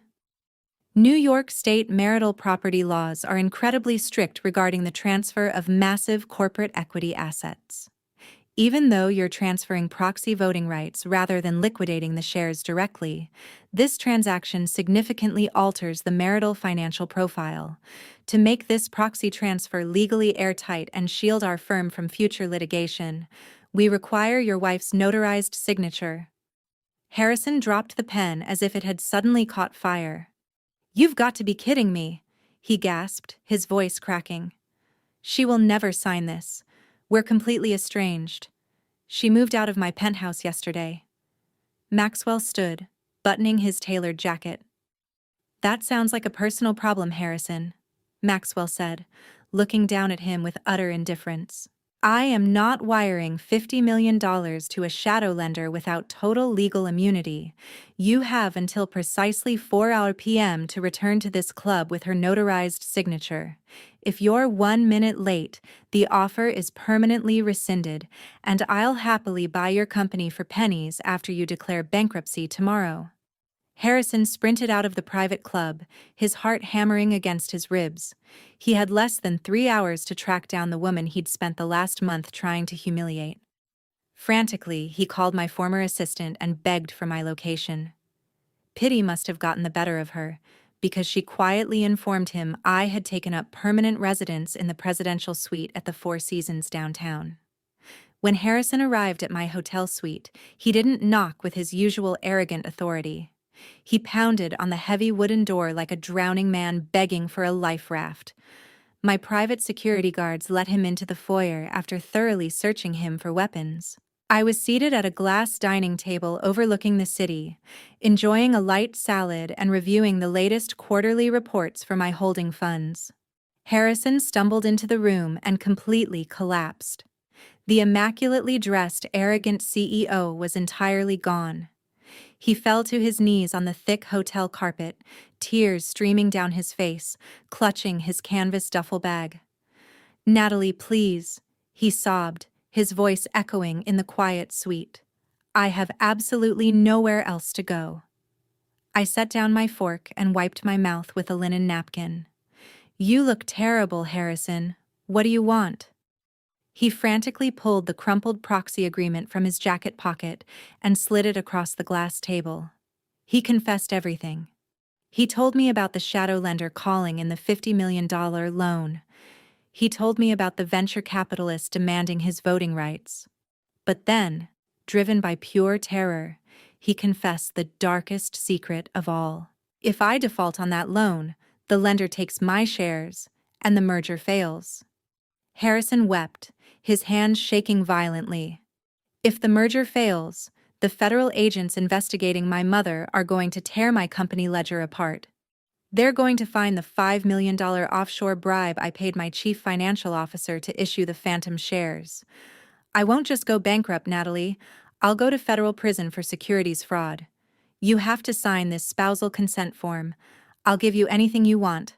I'll apologize to you every day for the rest of my life. Just save me. I looked down at the desperate, pathetic man kneeling on the floor. He was begging me to save him from a trap I had personally constructed. I picked up the proxy agreement and scanned the spousal consent clause. It was standard legal boilerplate. "I'll sign it," I said, my voice perfectly calm. Harrison let out a massive, ragged gasp of relief. He reached out as if to touch my hand, but I quickly pulled mine away.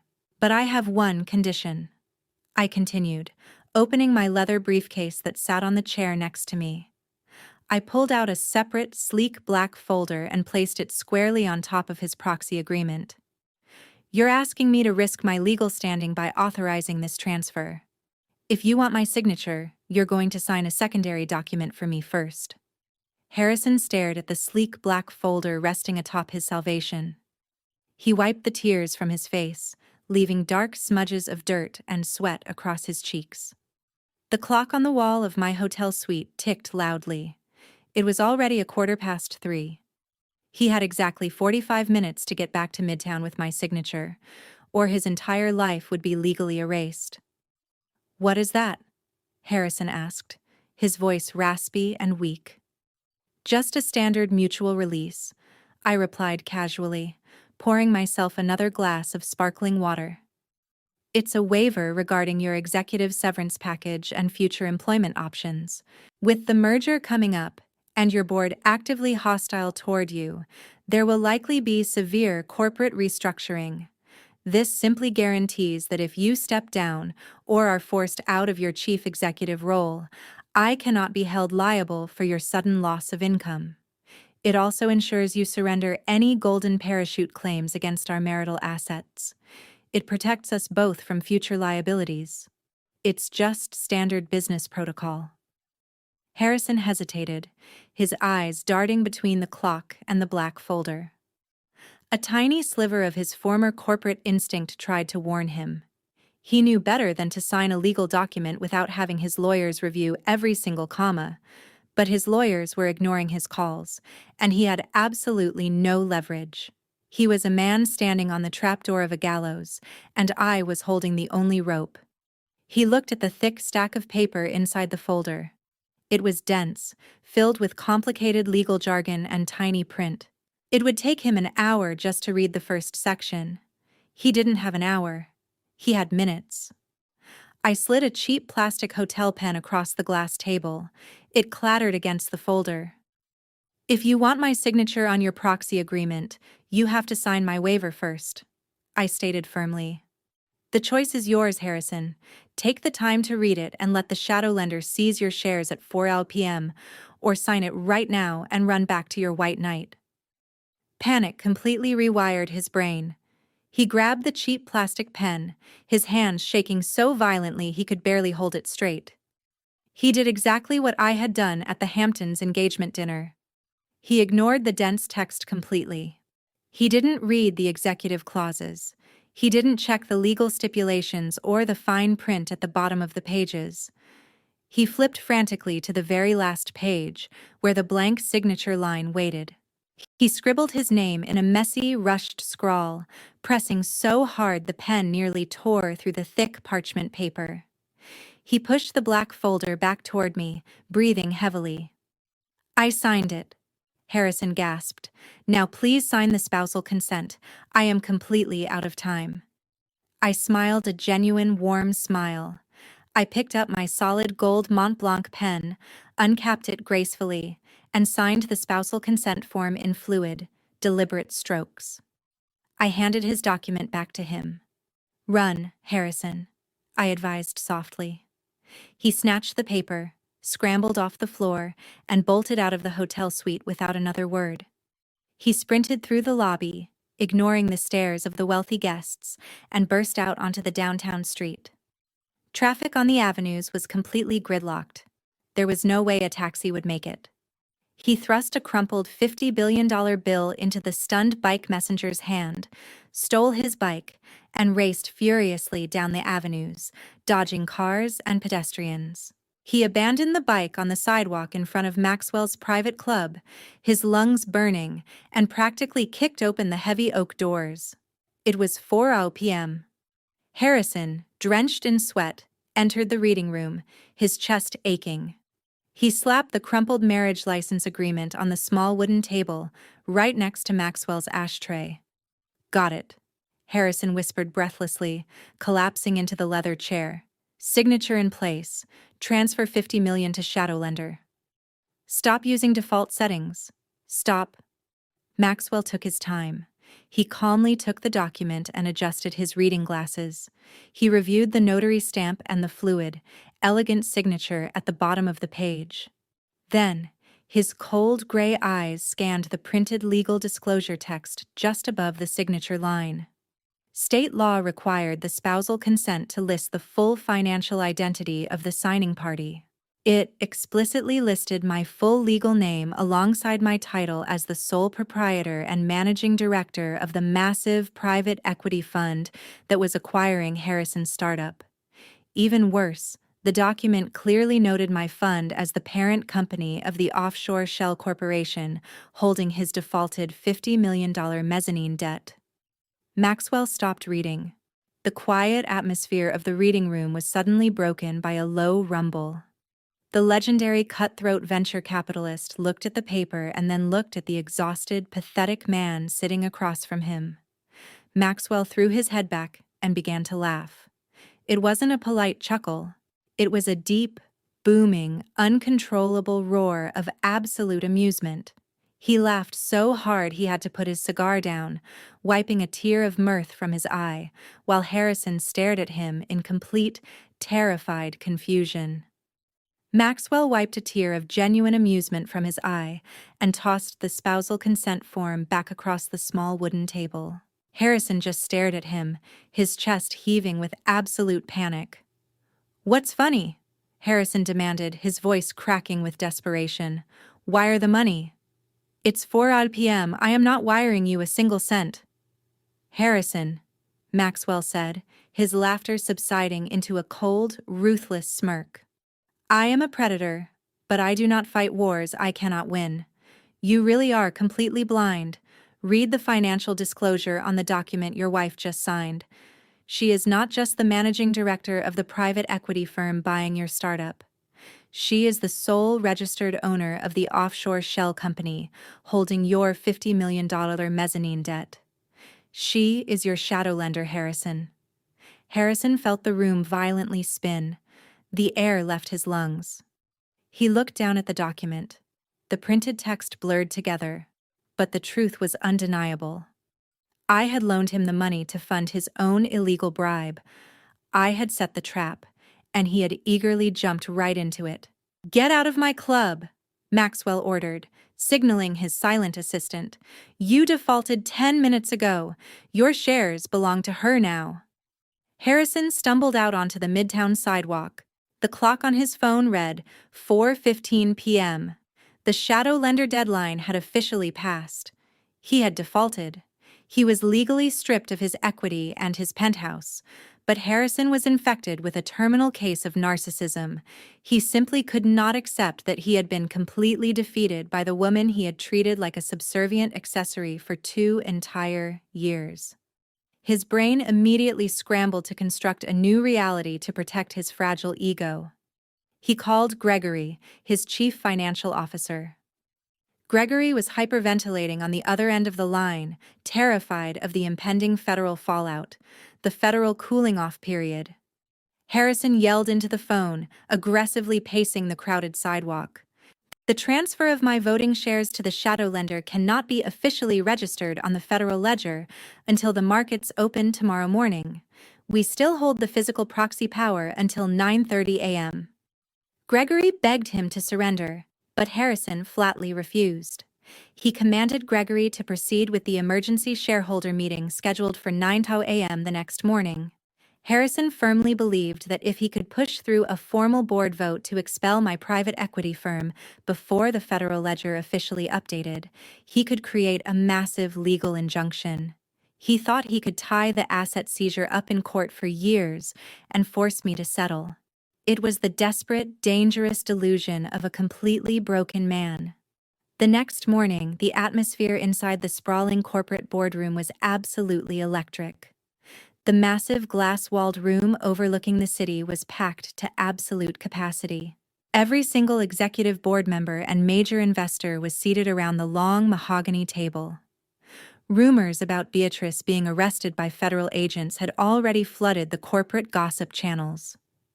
Gregory sat near the front, sweating profusely and staring down at his blank legal pad. He knew they were standing on a live financial landmine, but he was too terrified to stop it. Harrison walked into the room wearing his most expensive tailored suit. He ignored the whispers and the glaring stares of his investors. He carried himself with the manufactured swagger of a returning conqueror. He walked straight to the podium at the head of the table, adjusting the microphone. He looked out over the crowded room, flashing his trademark arrogant smile. He genuinely believed his own bluff. "Ladies and gentlemen," Harrison began, his voice booming confidently across the tense boardroom. "We are standing at the precipice of a historic new era for this company. Over the past few weeks, we have faced unprecedented hostile aggression from predatory Wall Street forces. A specific private equity firm attempted to silently infiltrate our board and steal the incredible value we have all worked so hard to build." He paused, letting the gravity of his words settle over the room. He gestured toward the massive digital screen behind him, projecting the heavily doctored capitalization table showing his inflated equity. "But I am proud to announce that their hostile takeover has been completely neutralized," Harrison continued, his tone rising with triumphant energy. "Thanks to our emergency issuance of Class A voting shares, we have successfully secured the controlling majority of this corporation. I have saved this company. Today, we are taking a formal shareholder vote to permanently expel that private equity firm from our board and reclaim our total independence." The room erupted into a low murmur of surprised approval from his blindly loyal board members. Harrison raised his hand to silence the room, ready to call for the immediate vote. He opened his mouth to deliver the final killing blow to my involvement in his company. He never got the chance. The heavy oak doors at the back of the boardroom swung open with a loud, echoing crack. The entire room went completely silent as every single head turned toward the entrance. I walked into the boardroom. I was not wearing an understated dress or carrying a designer clutch. I was wearing a sharp, tailored power suit. Flanking me on my right was Thomas, my ruthless lead litigation attorney. Flanking me on my left was the faceless corporate lawyer who had brokered Harrison's mezzanine loan. I walked straight down the center aisle, my heels clicking sharply against the polished floor, my eyes locked directly onto Harrison's terrified face. The heavy oak doors slamming open sucked all the air out of the massive glass-walled room. Harrison froze at the podium, his hand hovering midair. The arrogant smile completely vanished from his face, replaced by a mask of sheer, unadulterated terror. He looked at me, and then his eyes shifted to the faceless corporate lawyer standing on my left. The lawyer gave Harrison a slow, chilling nod. The reality of his situation began to fracture his manufactured confidence, but he was still standing in front of his entire board of directors. He tried to project power. "What is the meaning of this?" Harrison demanded, his voice shaking slightly over the microphone. "Security should not have let you in here. You are a minority shareholder, Natalie. You have no authority to interrupt an official board vote. I am asking you to leave before I have you physically removed." I did not stop walking until I reached the front of the mahogany table. I did not raise my voice. I simply placed my sleek tablet onto the polished wood. Thomas, my lead litigation attorney, stepped forward and handed a thick stack of legally binding injunctions to the terrified board members sitting in the front row. Gregory, the chief financial officer, stared at the documents and buried his face in his hands, recognizing the federal seals stamped across the front pages. "There is not going to be a vote today, Harrison," I announced, my voice clear and carrying effortlessly across the silent room. "And I am not a minority shareholder." Harrison gripped the edges of the podium, his knuckles turning completely white. "We just issued the new Class A voting shares," he fired back, desperation seeping into every single word. "We hold the absolute majority. You lost." I looked at Thomas. He stepped over to the audio-visual console and plugged a secure drive into the main terminal. The massive digital screen behind Harrison flickered. The heavily doctored capitalization table that Harrison had proudly displayed was instantly wiped away. In its place, a massive, intricate financial ownership tree appeared on the glowing screen. It was a web of holding companies, offshore accounts, and banking structures. "Let us talk about those new voting shares, Harrison Hunt," I said, turning to face the bewildered board of directors. "Yesterday, your chief executive officer realized he was losing control of his upcoming merger. So, he decided to commit massive federal securities fraud. He authorized a $5 million bribe to his chief financial officer to illegally issue those phantom Class A shares." A collective gasp ripped through the boardroom. Several investors aggressively turned toward Gregory, who was actively hyperventilating in his leather chair.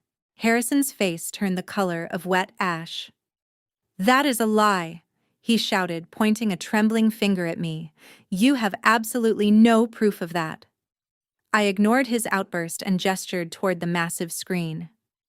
To fund the bribe and purchase those illegal shares, Harrison took out a highly toxic $50 million mezzanine loan from an anonymous offshore shell company, I explained calmly. He leveraged his luxury penthouse, his investment portfolios, and every single one of his original founder shares as collateral. I pulled a laser pointer from my pocket and directed the red dot at the bottom of the financial tree, illuminating the name of the offshore shell company. Then I traced the red dot upward, following. Harrison stared at the document, his eyes wide with disbelief. The confident sneer had vanished from his face, replaced by a look of pure, unadulterated shock. He looked from Thomas to me, his mind clearly struggling to process the information. What does that mean?" he stammered, his voice barely a whisper. "It means, Harrison," I said, my voice still calm and even, that the prenuptial agreement you so arrogantly dismissed protects both of us. It ensures that any assets held within blind trusts remain entirely separate property, regardless of marital status. Thomas continued, his gaze unwavering. When we drafted that addendum, at Natalie's insistence, the intention was clear. To protect her own burgeoning financial ventures, which were then in their nascent stages, from any future claims by you. She foresaw this exact scenario. But the clause is symmetrical. It protects both parties' blind trusts. The weight of Thomas's words hit Harrison like a physical blow. He stumbled back, his hand flying to his forehead. Blind trusts. But my entire fund is a blind trust. It's how I operate. Precisely, Thomas confirmed. And, as the clause states, you have completely waived all rights to any assets derived from either party's blind trusts. Your attempt to use our marriage as leverage to claim half of my net worth is rendered utterly moot by the very document you once threw in my face. A collective sigh of understanding and perhaps a touch of relief rippled through the room. The investors, who had been watching the unfolding drama with a mixture of horror and fascination, now began to exchange knowing glances. They understood the legal implications immediately. Harrison looked at me, his eyes practically pleading. Natalie, this is insane. You knew. You planned this all along. I protected myself, Harrison, I replied, my tone softening slightly, though it held no pity. I built my empire through hard work and strategic planning. You chose to build yours on lies and fraud. The law, as it turns out, favors careful preparation over desperate desperation. Gregory, the CFO, let out a shaky breath, his hyperventilation subsiding. He'd been caught in the crossfire of Harrison's greed, but now, with the prenuptial agreement revealed, his own potential complicity seemed less significant in the face of the larger financial collapse. Harrison slumped into a nearby chair, his shoulders hunched in defeat. The arrogant swagger was gone, replaced by the visible despair of a man who had lost everything.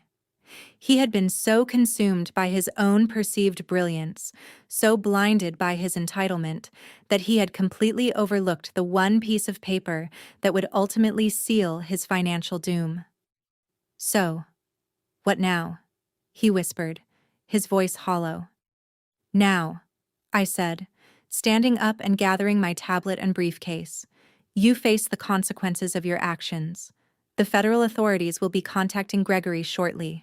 Your penthouse, your investment portfolios, and your founder shares are already being seized to cover the defaulted mezzanine loan from the offshore company, a debt you willingly took on and couldn't repay. I looked at the stunned faces of the board members. As for this company, I continued, the ownership has already transferred. The Class A shares are now null and void. My fund will proceed with the merger as planned. Thomas will oversee the transition. I turned back to Harrison, who was staring blankly at the prenuptial agreement. And regarding our marriage, I added, a hint of finality in my voice, the prenuptial agreement, as you've just discovered, ensures complete financial separation. You will receive nothing from me. In fact, you owe me for the legal fees incurred in this entire unfortunate affair. I picked up my briefcase. Thomas will be in touch regarding the logistics of your departure and the legal proceedings. Gentlemen, I said to the board, offering a small, curt nod, this has been a most illuminating morning. With that, I turned and walked out of the boardroom, Thomas and the corporate lawyer flanking me once more. The click of my heels on the polished floor echoed behind me, a stark contrast to the sudden, profound silence that had fallen over the room. Harrison Hunt, the man who had believed himself invincible, was left alone with the stark, undeniable reality of his own spectacular downfall, a downfall orchestrated not by a rival, but by the wife he had so carelessly underestimated. Here's an English rewrite of your text, aiming to preserve the style, volume, and narrative flow while ensuring grammatical accuracy. No marital claim would be acknowledged against any holding company, private equity fund, or corporate entity that either spouse owned, anonymously or otherwise, prior to or during the marriage. Harrison's face drained of all expression. The investors present shifted uneasily, comprehending the utter brilliance of the legal snare crafted. "You mocked that clause," Thomas continued, closing the document with a resounding thud. "You even joked about whether she had a blind trust for bake sales. And you signed it without a second thought. Because of the prenuptial agreement you demanded," investor's name stated, "you possess absolutely no legal claim to her private equity firm, her holding companies, or the offshore shell corporation currently holding your defaulted debt. You get nothing." Harrison recoiled from the table, his chest heaving. The dawning realization that he couldn't extort me for half my empire shattered the last vestiges of his arrogant facade. Yet, like a cornered animal, he desperately lunged for the final lifeline available to a failing executive. "Fine," Harrison practically spat, his voice a trembling mix of fury and abject defeat. "You own the shares. You own my debt. But I am still the founder and CEO of this company. My employment contract is meticulously detailed. If you want me gone, you have to terminate me without cause. That triggers my executive severance package. You are legally obligated to pay me a $50 million golden parachute just to see me walk out that door. I am not leaving here empty-handed." I offered a smile, the same genuine, warm smile I had given him in my hotel suite the previous afternoon. "I couldn't agree more, Harrison," I said, slowly circling the vast mahogany table toward the podium. "An executive of your caliber certainly deserves exactly what their contract stipulates. However, you seem to have a rather unfortunate habit of signing legally binding documents without actually reading them." Reaching into my tailored jacket, I produced a single sheet of paper. It was the signature page from the sleek black folder he had blindly signed in my hotel suite, desperate to secure spousal consent for his white knight investor. "Yesterday, you were absolutely terrified of federal prison," I reminded him, holding the paper aloft for the board of directors to see. "You were so desperate for my signature that you willingly signed a mutual release regarding your executive compensation. I told you it was merely standard business protocol." Harrison's eyes widened in sheer panic. He remembered the black folder. He remembered scrawling his name as quickly as possible to beat the deadline from the shadow lender. "This document," I stated, my voice resonating with finality, "is a total and unconditional surrender of your chief executive severance package.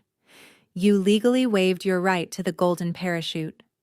You waived your right to any future compensation, stock options, or buyout premiums. You signed away your only safety net because you were too panicked to read the fine print." Harrison attempted to speak, but his voice failed him entirely. He cast his gaze toward the board members, the people he had commanded and manipulated for years. None met his eye. Their attention was fixed on me, the new, undisputed owner of their company. I stepped up to the podium, positioning myself inches from the man who had spent 2 years trying to diminish me. I looked directly into his panicked, defeated eyes. "You do not have a company," I told him quietly, allowing him to hear the absolute venom in my voice. "You do not have a severance package. You do not have a marriage, and you do not have a single dollar of my money." Turning to face the silent room, I took my rightful place at the head of the table. "As the sole controlling shareholder of this corporation," I announced clearly, "I am officially terminating Harrison from his position as Chief Executive Officer, effective immediately, for gross financial misconduct and breach of fiduciary duty. Security will escort you from the building." 2 imposing security guards immediately stepped forward, flanking him. Harrison offered no resistance, nor did he issue further threats. The sheer weight of his complete and total financial ruin had finally crushed whatever fight remained within him. He walked out of the massive glass-walled boardroom in utter, defeated silence. 30 minutes later, I stood on the upper mezzanine, gazing down at the main lobby. I watched as the former chief executive officer of a $300 million tech startup was escorted from his own building. He carried a single small cardboard box containing a few pathetic personal desk items, a framed photo of himself, and a cheap coffee mug. His impeccably tailored designer suit suddenly appeared far too large for his deflated, slumping frame. The employees he had aggressively bullied and belittled for years paused their work, watching him leave with not a shred of sympathy. He walked through the heavy revolving doors onto the bustling Manhattan street and simply disappeared into the anonymous crowd. He had absolutely nothing left to his name. His family fared no better in the aftermath. With the corporate accounts permanently frozen and all their assets seized by the federal government, Beatrice and Caroline experienced a brutal, devastating crash into reality. A few weeks later, I received a highly comprehensive report from my private investigators detailing their new lives. As Beatrice faced massive federal indictments for corporate embezzlement and tax evasion, her remaining high society friends abandoned her overnight. No one wanted to be associated with a highly publicized federal tax fraud case. Beatrice and Caroline were forcibly evicted and had to move from their affluent, manicured suburb. They relocated into a cramped, incredibly cheap two-bedroom apartment in a decaying, noisy building on the city's far outskirts.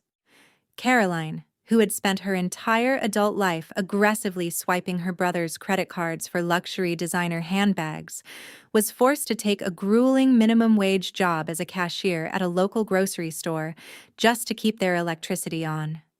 Beatrice spent her days sitting in their dingy living room, staring at peeling wallpaper, awaiting her criminal trial. She was utterly stripped of the legacy and wealth she had constantly weaponized against me.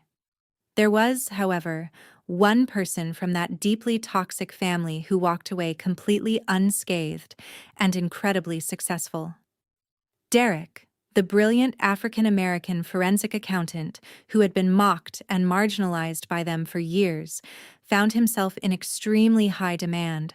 Once the news of his meticulous audit and his unwavering ethical integrity had leaked into the New York financial sector, every major firm in the city vied for him on their roster. He quickly accepted a highly lucrative senior partner position at one of Manhattan's top-tier forensic accounting agencies. He finalized his divorce from Caroline quickly and cleanly, severing all ties. The last I heard, he had purchased a beautiful historic brownstone in Brooklyn and was thriving both professionally and personally. He had correctly identified a sinking ship and possessed the sharp intelligence to disembark before it dragged him under. As for me, the aftermath was swift and incredibly profitable. The divorce proceedings were undeniably the easiest my legal team had ever handled. Harrison possessed no funds to hire a defense attorney, and thanks to the strict prenuptial agreement he had forced me to sign, he had zero legal standing to claim a single penny of my private equity empire. The family court judge finalized the dissolution of our marriage in record time. With Harrison completely removed from the equation, I successfully merged his tech startup directly into my primary holding fund. I immediately fired the slimy chief financial officer, Gregory, who was subsequently indicted by the federal government alongside Beatrice, and installed a highly competent, loyal executive team. The software company flourished under my direct, aggressive control, tripling its market valuation within the first 6 months. It was a crisp Friday evening when the final acquisition paperwork was officially filed and sealed. I stood alone in my sleek, glass-enclosed command center, watching the fading daylight. I picked up the original physical copy of the prenuptial agreement from my desk. The heavy parchment paper that had been so proudly thrown onto my dinner plate at the Hamptons' engagement party felt incredibly light and flimsy in my hands. I walked over to the heavy-duty industrial shredder in the corner of my office. I turned the machine on and slowly fed the 50-page document into the grinding metal teeth. I watched the legally binding contract, intended to keep me poor and subservient, transform into thousands of tiny, meaningless ribbons of white paper. I turned off the shredder, picked up my designer cashmere coat, and walked out of the office. The private elevator took me down to the secure underground garage, where my personal driver was waiting, holding open the door to a sleek, black town car. I slid into the luxurious leather back seat and instructed him to take me home. As the car pulled out onto the busy New York streets, I gazed out the tinted window at the glittering electric skyline. The towering skyscrapers were massive monuments to power, leverage, and strategy. I was never a victim. I was never a quiet little wife waiting for a generous allowance. I was a self-made queen who had confidently stepped into a rigged game, flipped the board entirely, and walked away, holding every single winning piece. Thank you for listening to my story. Never let anyone dictate your worth, and always remember to read the fine print.